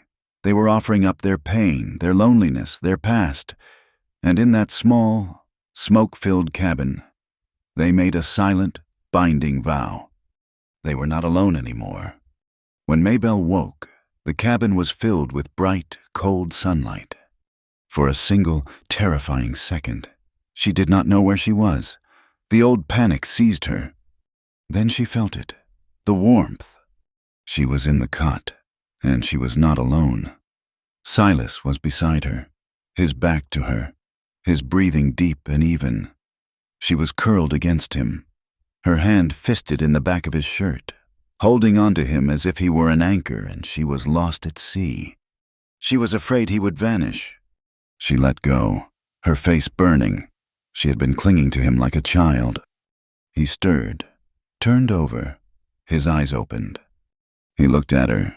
His face was rough with stubble, his hair a mess. He looked tired, and he looked peaceful. She looked away, suddenly shy. I'm in your shirt. She was.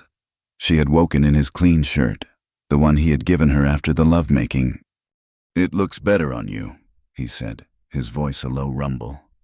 A small smile touched her lips. It was the first time. "Good morning, Silas." "Mornin', Maybelle." The world outside was still there, the broken window, the bullet holes, the threat. But inside the cabin, the silence was different. It was not empty. It was full. But the world could not be kept out for long. The window had to be boarded up. Supplies were low. The attack had proven they were cut off. "I have to go to Jericho," Silas said 2 days later. He was patching the window with rough planks. No, She said, her voice sharp with fear. it's not safe. Jedediah, he'll be there. He'll have the sheriff. I have to. We're out of flour, and I need ammunition. I won't be long. I'll take the mare. She's faster. He rode out at dawn. Maybelle watched him go, her hand at her throat, until he disappeared into the pass. She barred the door. Silas rode into Jericho, his rifle across his lap. He was ready for trouble. He did not find trouble. He found something worse. Silence. He walked into the general store. Mr. Henderson, the proprietor, was behind the counter. 3 women, including the preacher's wife, were by the dry goods. When they saw him, they stopped talking. They gathered their skirts and moved, as one, to the other side of the store. They looked at him with cold, hard, righteous eyes. "Henderson," Silas said, laying his coins on the counter. "I need flour, salt, coffee, and a box of cartridges. 45. Henderson looked at the coins. He did not move. "What is it?" Silas asked. "Can't help you. Creedy." "What do you mean? My money's good." "Your money is. You ain't." Henderson leaned in, his voice low. "The Holts were here, Jedediah and Amos, with his arm in a sling. They told everyone." "Told them what?" "Told them how you're harboring that woman, how she's a harlot, how she shot Amos when he was trying to reason with you, how you've turned your back on God and decency." "That's a lie." "Don't matter," Henderson said, sliding the coins back. "Truth is, the town's chosen. The women, they're saying she's bewitched you, that she's a Jezebel." "She's my—" Silas stopped. "What was she?" "She's your problem, not ours. Abel ain't bringing the supply wagon up to your place no more. His wife forbid it. Says your ranch is a place of sin." Silas looked at the women. They were whispering, their faces pinched with scorn. Harlot, bewitched, shameful. He had been an outcast by choice. Now, he was an outcast by decree. He swept his coins off the counter. "Fine, I'll take my business elsewhere." "There ain't no elsewhere. Creedy." Silas left, his hands empty. He rode home, the 20 miles a cold, angry blur. He found Maybelle in the cabin, the door barred, his old rifle in her lap. She unbarred it for him, her face full of relief, until she saw his expression and his empty hands. "What is it?" she whispered. "The town," he said, slamming his hat on the table. "They've turned. The Holts poisoned them. They're calling you names, calling me things. They've cut us off. No supplies." Maybelle's face, which had gained color and life in the past days, went pale. The old, familiar hollowness returned to her eyes. "So," she said, her voice flat. "it's done. I've ruined you." "We'll manage. We got meat. We can trap."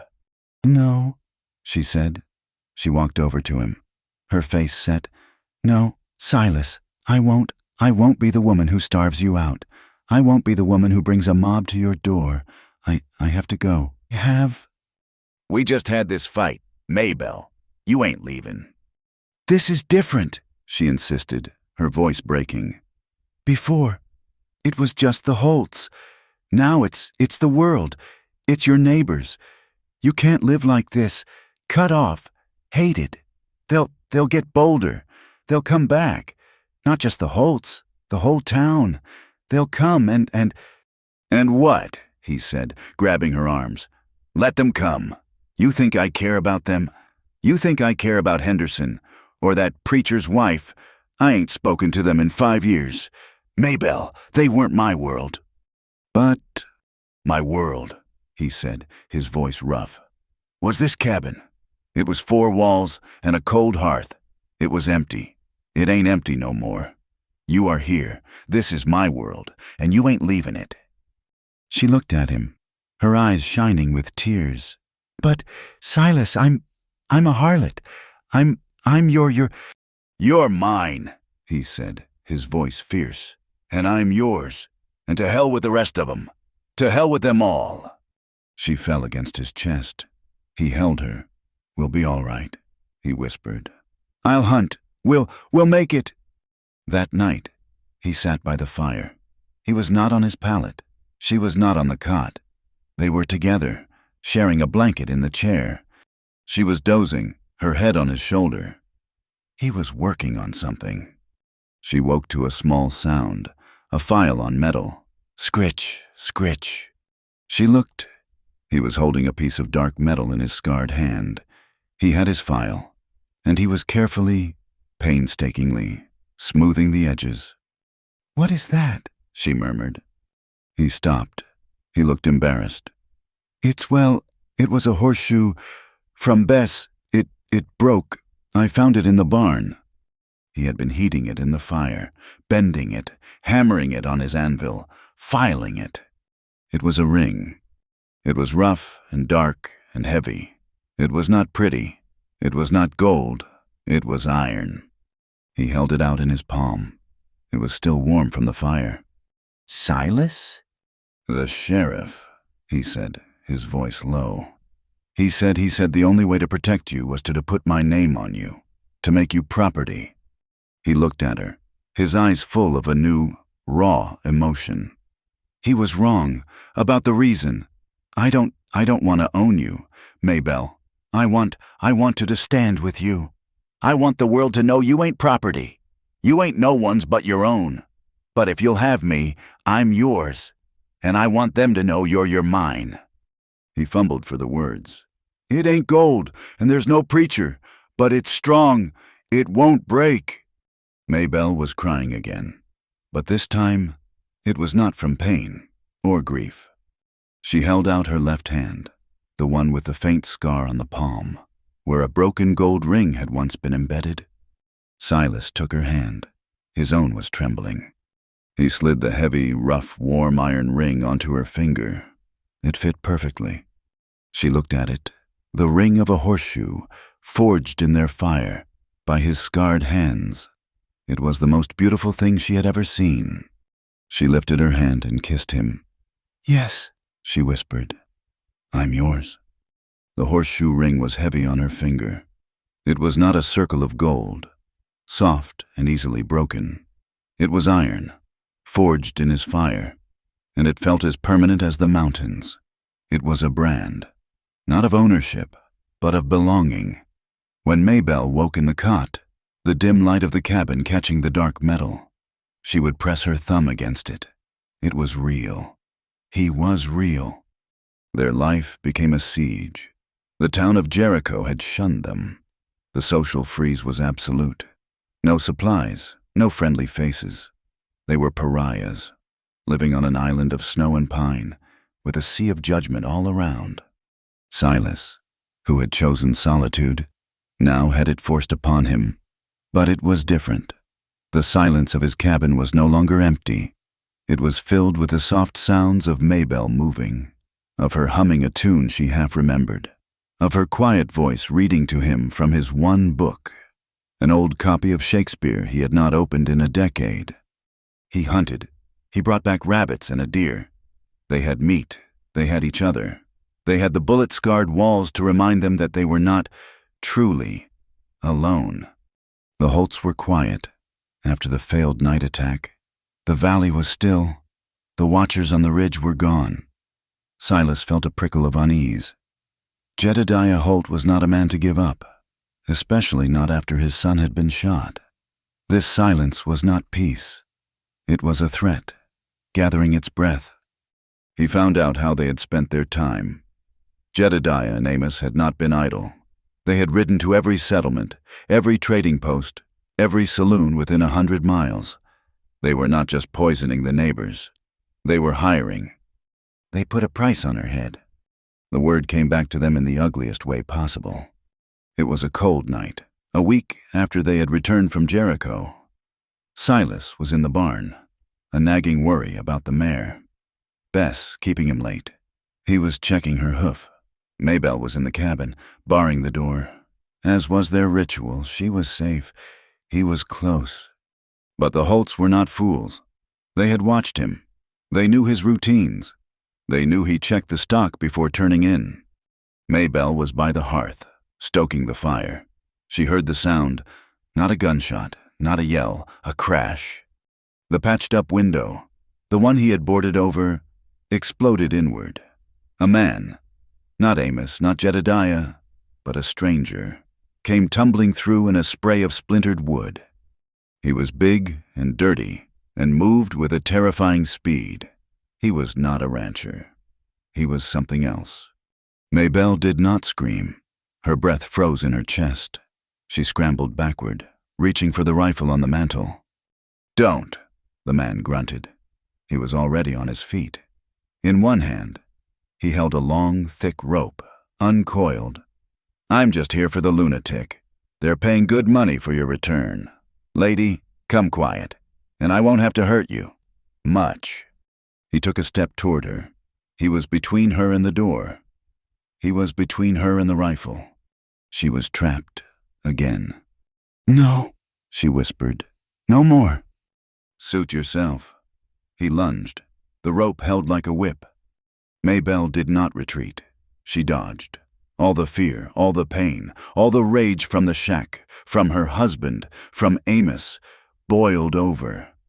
She was not that woman anymore. She was not property.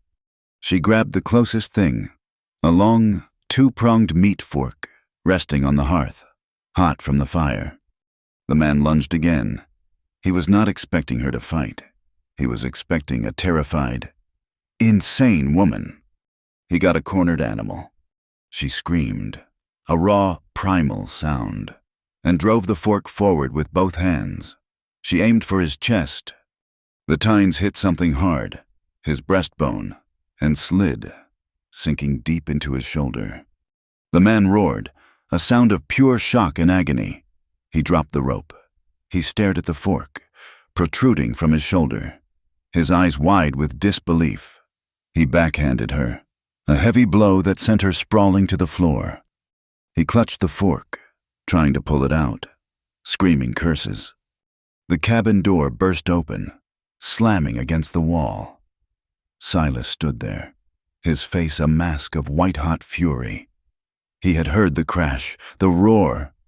He held his rifle. He saw the man. He saw Maybelle on the floor. He saw the meat fork. The bounty man saw the rifle. He made his choice. He ripped the fork from his own shoulder, threw it down, and scrambled, bleeding heavily, back out the broken window. He disappeared into the night, howling. Silas did not shoot. He was already moving to Maybelle. Are you hurt?" he said, his voice shaking, helping her up. She was trembling, her hand to her cheek where the man had struck her. No, I got him. Silas, I hit him."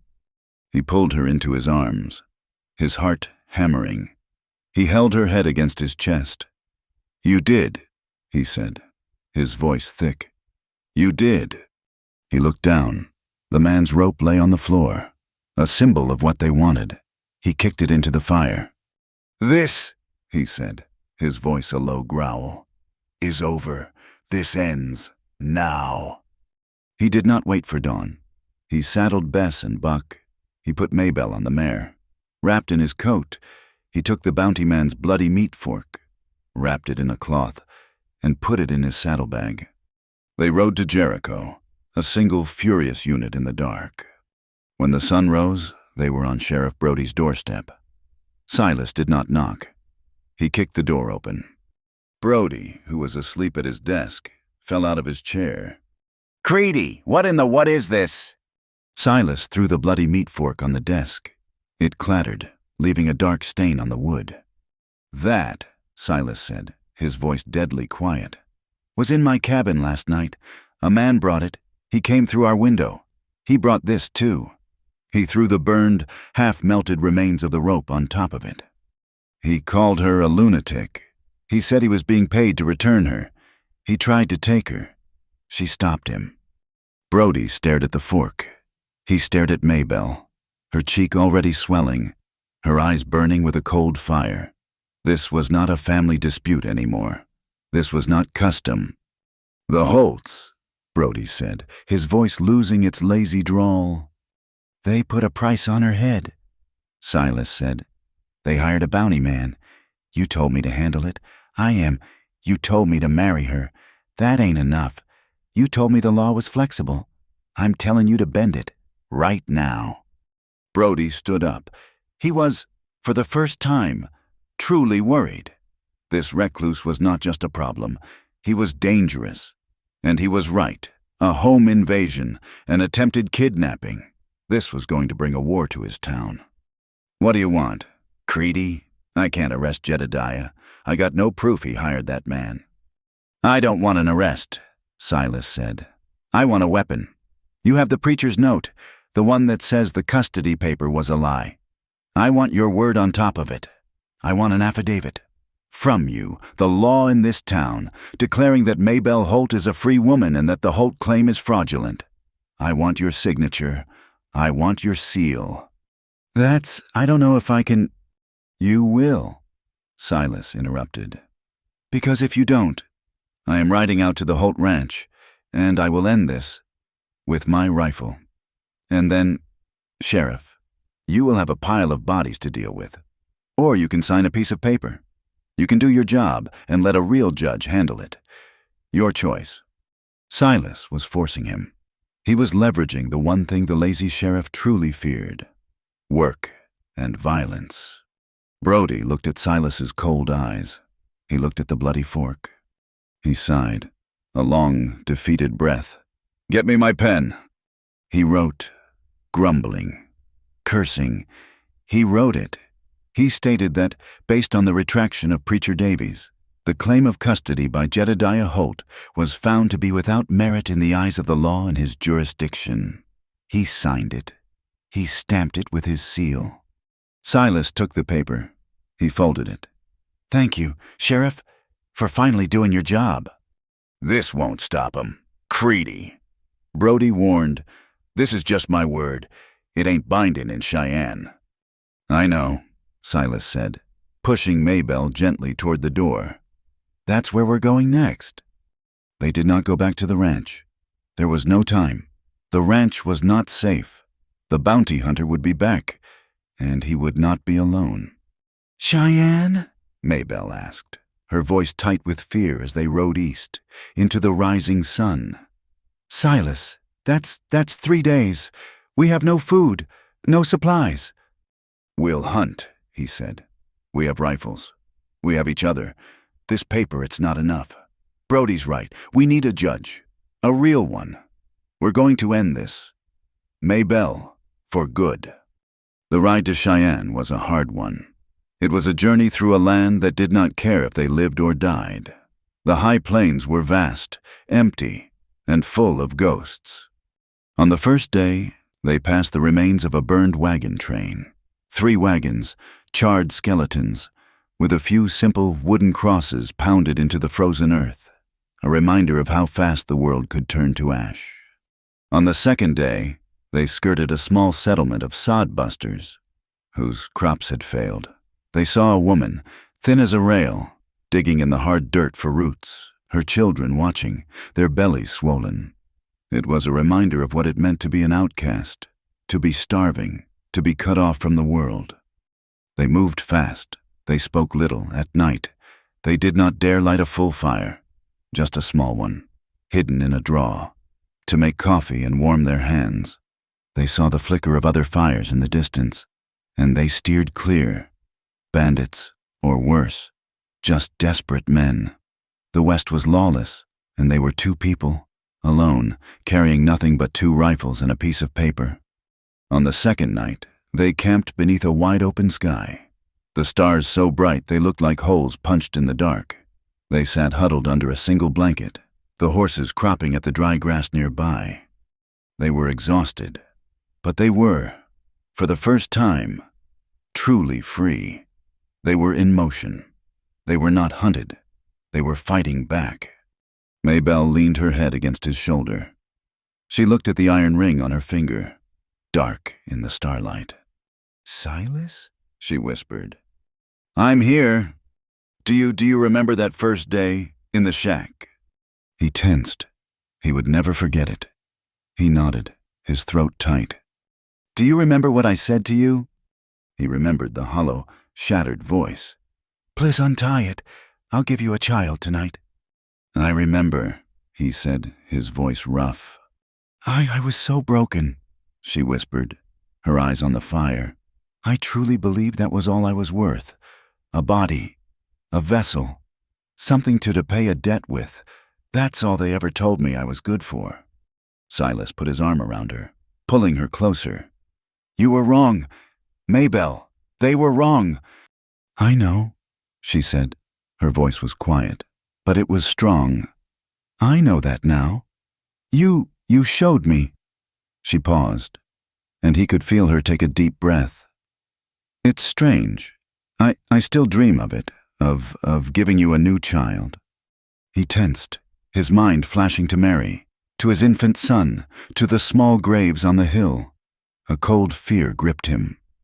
But it's not, she said quickly, as if sensing his fear. It's not a debt. It's not desperation. It's not to replace anything. She turned, her face close to his in the dim light. It's desire. I see this life. Silas, I see you. I see this hope we've built. Out of nothing. Out of splinters and bullets. And I want to build something with you. Something real. Something that isn't just surviving. I want to live. With you. It was a confession. She was offering him not a body, but a future. She, who had miscarried twice, who had been called barren, was offering him the one thing she had been terrified of. Hope. Silas was overwhelmed. This man, who had buried his whole world, who had sworn off hope, was being offered it again. He was afraid to touch it. He was afraid it would break. He could not promise her a child. He could not promise her a safe life. He could not promise her anything but this. He lifted his scarred hand. He did not touch her face. He laid his palm flat against her chest, over her heart. He could feel its steady, strong beat. You already gave me something more, he whispered, his voice thick with an emotion he could not name. You gave me this. He pressed his hand gently. You were in that shack, dying. And I think I was, too, in my cabin. You brought this all back. You made me live again. Maybelle. She covered his hand with her own, her eyes shining with tears. They sat there, under the stars, two hearts beating against one palm. Cheyenne was a shock. It was a city. It was loud. It was full of wagons, and men in suits, and buildings made of brick and stone. It was the center of the territory. It was the law. They found the territorial courthouse. It was the grandest building they had ever seen. They were directed to the office of Judge Ellis Thorne. He was a man with a severe face, a white beard, and eyes that looked as if they had seen everything. He did not look like Sheriff Brody. He looked impatient. Well, he said, looking at the two rough-looking people standing before his desk. I do not have all day. Silas, his hat in his hand, stepped forward. He did not plead. He did not whine. He stated his case. He laid it all out. The shack, the chains, the custody paper from the Holts. He laid down the preacher's retraction. He laid down Sheriff Brody's affidavit. He told the judge about the night attack. He told him about the bounty man and the meat fork. The judge listened. His expression did not change. He read the documents. Then he looked at Maybelle. Mrs. Holt, he said, his voice surprisingly gentle. Is this all true? Were you held against your will? Maybelle, who had been terrified of this grand room, felt her fear burn away. This was it. This was the end of the line. Yes, Your Honor, she said, her voice clear and strong. They chained me, my husband's family. They said I was their property. They said I owed them a child. She held up her hands, showing him the faint, pale scars on her wrists. These are from their chains. She held up her left hand. And this is from my husband. A broken ring. This. She held up her other hand. the one with the heavy iron ring, is from Mr. Creedy, a promise. Judge Thorne looked at her wrists. He looked at the 2 rings. His face hardened. He was a man of the law, and the law, he knew, was all that stood between them and the savagery of the wilderness. He saw Jedediah Holt's custom for what it was: barbarism. He looked at the Holt's paper. "This," he said, his voice cold with anger, "is not a letter of concern. This is an instrument of fraud. This is an attempt, as I see it, at slavery." He dipped his pen in the ink. He took a fresh piece of paper. He began to write. He was not a lazy man. He granted a full, legal protection to Maybelle Holt. He declared her a free and independent citizen of the Wyoming Territory. He declared the Holt claim to be null, void, and fraudulent. He dictated a letter to be delivered by the U.S. Marshal to Sheriff Brody, ordering him to arrest any man, including Jedediah or Amos Holt, who violated this order. And then he went further. "The Holts," he said, "and Preacher Davies have committed perjury and fraud. They will be fined, and a public notice of their perjury will be posted on the church door and in the sheriff's office in Jericho for all to see." He was not just freeing her. He was punishing them. He was breaking their power. He was bringing the law. He signed it with a flourish. He stamped it with the great seal of the territory. "It is done. Mrs. Holt, you are free." Maybelle burst into tears. Not of sadness, not of pain, of relief. She sagged against Silas, who put his arm around her, holding her up. He, too, was shaking. "Thank you," Silas said, his voice thick. "Thank you, Your Honor." They turned to leave, the paper clutched in Silas's hand. "Mr. Creedy," the judge called out. They turned. The judge looked at the iron ring on her finger. He looked at the 2 of them, the man in his worn coat, the woman in his borrowed clothes. They were a rough-looking pair, but they were, he thought, the strongest people who had been in his office all year. "A simple question," the judge said, a small, rare smile touching his lips. "Are you 2 married?" Silas and Maybelle looked at each other. They saw the night of the attack. They saw the campfire. They saw the iron ring. Silas turned back to the judge. His face was not ashamed. It was proud. "No, Your Honor," Silas said, his arm tightening around her. "Not yet." The ride back from Cheyenne was not the ride of fugitives. It was a slow, steady journey. They were not looking over their shoulders. They were looking ahead. In Silas's pocket, the judge's paper, stamped with the seal of the territory, felt heavier than a pistol. It was a new kind of power. When they reached Jericho, they did not skirt the town. They rode right down the middle of the muddy main street. Silas did not go to the general store. He rode to the sheriff's office. Brody was there, feet on his desk, same as always. Silas dismounted, walked in, and slapped the judge's order down in front of him. Brody read it. His face went pale. He read the part about the fines. He read the part about the public notice. He read the part about the U.S. Marshal. "Well," Brody said, his voice small, "looks like you won. Creedy." "Looks like the law won," Silas said. He took a copy of the notice and walked out. Maybelle was waiting, holding the horses. She watched him walk across the street to the church. He did not knock. He took a nail from his pocket, and with the butt of his hunting knife, he hammered the notice of perjury to the preacher's front door. He hammered it right under the mark where he'd posted the sheriff's first affidavit. The town watched. Windows twitched. Doors opened a crack. They saw the seal. They saw the words fraud and perjury. They saw the names Holt and Davies. Silas Creedy, the recluse, had brought the high law down on all of them. He and the woman.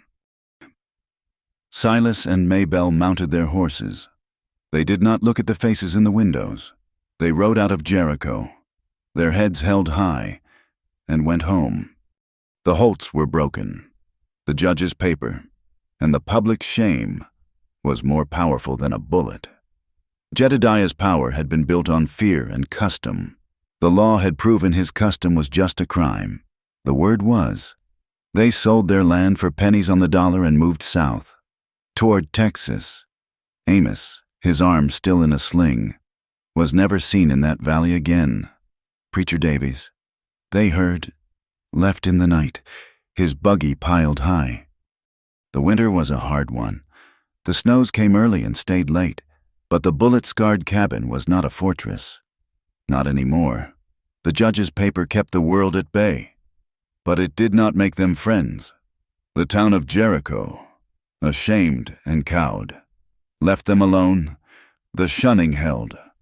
It was a long, cold, quiet winter, but for the first time in 12 years, Silas was not alone in it, and for the first time in her life, Maybelle was not afraid. They had the hunt, they had the fire, they had the small, safe world within the four walls. The iron ring on her finger was a constant, warm presence. The cot and the pallet on the floor were long gone. They shared his bed, a single space, their bodies a bulwark against the cold and the silence. And as the snows began to melt, it was clear they were not, in fact, alone at all. Spring in Wyoming has a way of breaking things. It breaks the ice from the creeks, it breaks the buds from the aspens, and it broke the last of Maybelle's fear. She was full with child. The hope she had whispered to him under the stars, the desire, had taken root. She was heavily, undeniably pregnant. She wore it with a kind of fierce, terrified pride. Her hand would rest on her rounding belly, her other hand twisting the iron ring on her finger. She had been called barren. She had been called property. She was, instead, a mother. Months had passed since the ride to Cheyenne. The cabin was a different place. The bullet holes were plugged. The broken window was no longer boarded up. On a supply run to Cheyenne, he would never set foot in Jericho's store again. Silas had brought back a pane of real glass. The light poured in. The cabin was fuller. Maybelle had filled it. There were bunches of dried herbs hanging from the rafters, sage and yarrow and mint, filling the room with a sharp, clean smell. There was a quilt on their bed, one she had stitched herself from his old shirts, flour sacks, and the wool of his old blanket. It was a map of their survival. There were 3 new books on the shelf. He had bought them for her. She read to him at night, her voice soft, shaping the words of stories they had never known. And in the corner, near the hearth, was the thing Silas had built. His scarred hands, the hands that had buried his first family, had spent the long winter carving. He had taken a clear, pale length of aspen wood, and he had carved a cradle. It was simple and strong and smooth as river stone. He had worked on it, his brow furrowed, the file and knife moving with a tenderness that made Maybelle's heart ache. He was not digging a grave. He was building a new beginning. The cabin was not just a shelter, it was a home. It was full of hope. The social freeze, the one that had held Jericho in its grip all winter, broke on a Tuesday in May. Maybelle was outside, hanging linens on the line, her belly a high, proud curve under her apron. She saw the wagon. It was coming up the pass. Her first instinct was fear. Her hand flew to her belly. Silas came out of the barn, his rifle in his hand. It was an old reflex. The wagon stopped. It was not a stranger. It was Mrs. Henderson, the wife of the general store proprietor, the woman who had been among those who whispered, who had watched him be turned away. She did not get down from the wagon seat. She just sat there, her hands knotted in her lap. She looked at Maybelle. She saw the pregnancy. She saw the glass window. She saw the clean linens. Maybelle and Silas just stood, watching her. Mrs. Henderson cleared her throat. The new preacher is in town, she called out, her voice nervous. A circuit rider. He's holding a service on Sunday. We're grateful for the news, ma'am, Silas called back, his voice neutral. The woman nodded. She looked at Maybelle's belly again. Her face softened. Just a fraction. A flicker of shame? Or maybe just simple female understanding. I bake too much, she said, nodding to a bundle on the seat beside her. An apple pie. She still did not move. Silas took a step forward. Slowly. She flinched, but held her ground. He walked to the wagon. We'd be obliged, he said. She handed him the pie. It was warm. Mrs. Creedy, she said, looking past him at Maybelle. You take care. She did not wait for a reply. She clucked to her horses, turned the wagon in a wide, awkward circle, and drove away. Silas stood there, holding the pie. Maybelle walked over to him. She looked at the pie. It was a simple thing. Flour, apples, sugar. But it was an offering. It was a white flag. She looked at him, her eyes shining with sudden, hot tears. The social freeze was thawing. The preacher came 2 weeks later. He was a young man, a circuit rider named John, with kind eyes and a horse even bonier than he was. He had clearly heard the story from Mrs. Henderson. He rode up, took off his hat, and addressed Maybelle, who was sitting on the porch. Mrs. Creedy, he said, I have come to offer my services, if you'll have them. The Lord's work waits on no man's schedule. Silas came around the side of the house. He studied the young man. We ain't much for sermons, preacher, Silas said. A sermon ain't what I'm offering, the preacher said, his eyes resting on the cradle, visible through the open cabin door. I'm offering a sacrament. I see the ring, ma'am, and I see the blessing on its way. But the world it likes a record. Silas and Maybelle looked at each other. They were married. They had been married by gunfire, by blood, and by a ring of iron. But the world, as the preacher said, liked a record. We don't have a church, Maybelle said softly. The Lord built a church right here, the preacher said, gesturing to the valley, green and gold in the late spring light. Beneath the aspens. That seems a fine place to me.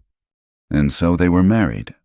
They stood under the canopy of new, pale green aspen leaves, the wind making a sound like a soft river. It was just the three of them, and the mountains as their witness. Maybelle wept. She wept for the girl in the shack, for the woman who had been sold for 10 head of cattle.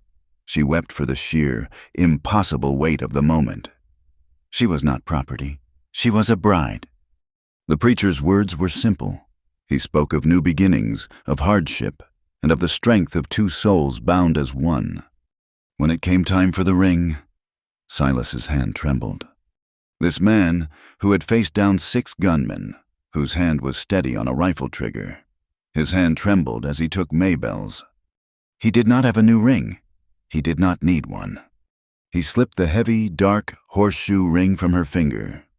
With this, he said, his voice thick, choking on the words he had never believed he would say again. With this, I thee wed. He slid the ring back onto her finger. It settled into its familiar place, a weight of iron and promise. I am yours, he whispered, for her alone. And I am yours, she whispered back. The preacher pronounced them man and wife, and the wind in the aspens seemed to say, Amen. The summer was hot and full. The child grew. Their life settled into a quiet rhythm. The town left them be, but the shunning was over. Now, it was a respectful distance. They were the Creedys, the man who had brought the law, the woman who had stabbed a bounty hunter. They were a story. In late August, just as the nights began to take on a sharp, cold edge, the stars rose. Maybelle was by the fire, mending a tear in Silas's shirt. He was outside, splitting the last of the wood for the night. She stood, a sharp, sudden pain bending her double. She gasped, her hand flying to her back. It was time. It was a hard birth. The West was a hard place, and it did not give up its life easily. The night was long and full of fear. This was Maybelle's final test. She had faced the cruelty of men. Now she faced the cruelty of nature. The ghosts of her 2 lost pregnancies were in the room, whispering to her. She was afraid. She was terrified it would all be for nothing, that her body would fail her again. Silas was there. He was not a distant, angry husband. He was not a helpless, grieving widower. He was her partner. He had boiled the water. He held her hands. He wiped the sweat from her face. He was terrified. Too, he was afraid of losing her. He was afraid of that old, familiar cold, the one that came when life slipped through your fingers. She was in the worst of it. The gray light before dawn was just touching the window. She was exhausted. She was fading. "I can't," she whimpered, her voice a thread. "Silas, I can't." He saw her slipping, the same way he had seen his first wife slip. The old panic seized him. He grabbed her hand, his scarred one, and held it to his face. He leaned in, his lips to her ear, his own voice breaking. He echoed the words she had spoken to him in the dark, in the cold, when she had been the one who was broken. "Please stay," he whispered, his voice raw with terror and love. "Maybelle, please stay." She turned her head, her eyes barely open. You're my child," he choked out, the words tumbling, not making sense, but it was what his heart meant. You're my wife. You're my beginning." He was not talking about the baby. He was talking about her. She was the new life. She was the one who had been born, in that shack. She was his beginning. She heard him. She heard the desperation. She heard the love. She squeezed his hand. She found the last, deep well of strength inside her, and she pushed. A cry, not of pain, a new cry, thin and furious and loud. A baby girl was born, just as the first rays of the sun hit the valley, healthy, red-faced, and screaming. Maybelle, sweaty and weeping, collapsed back onto the pillows. Is she?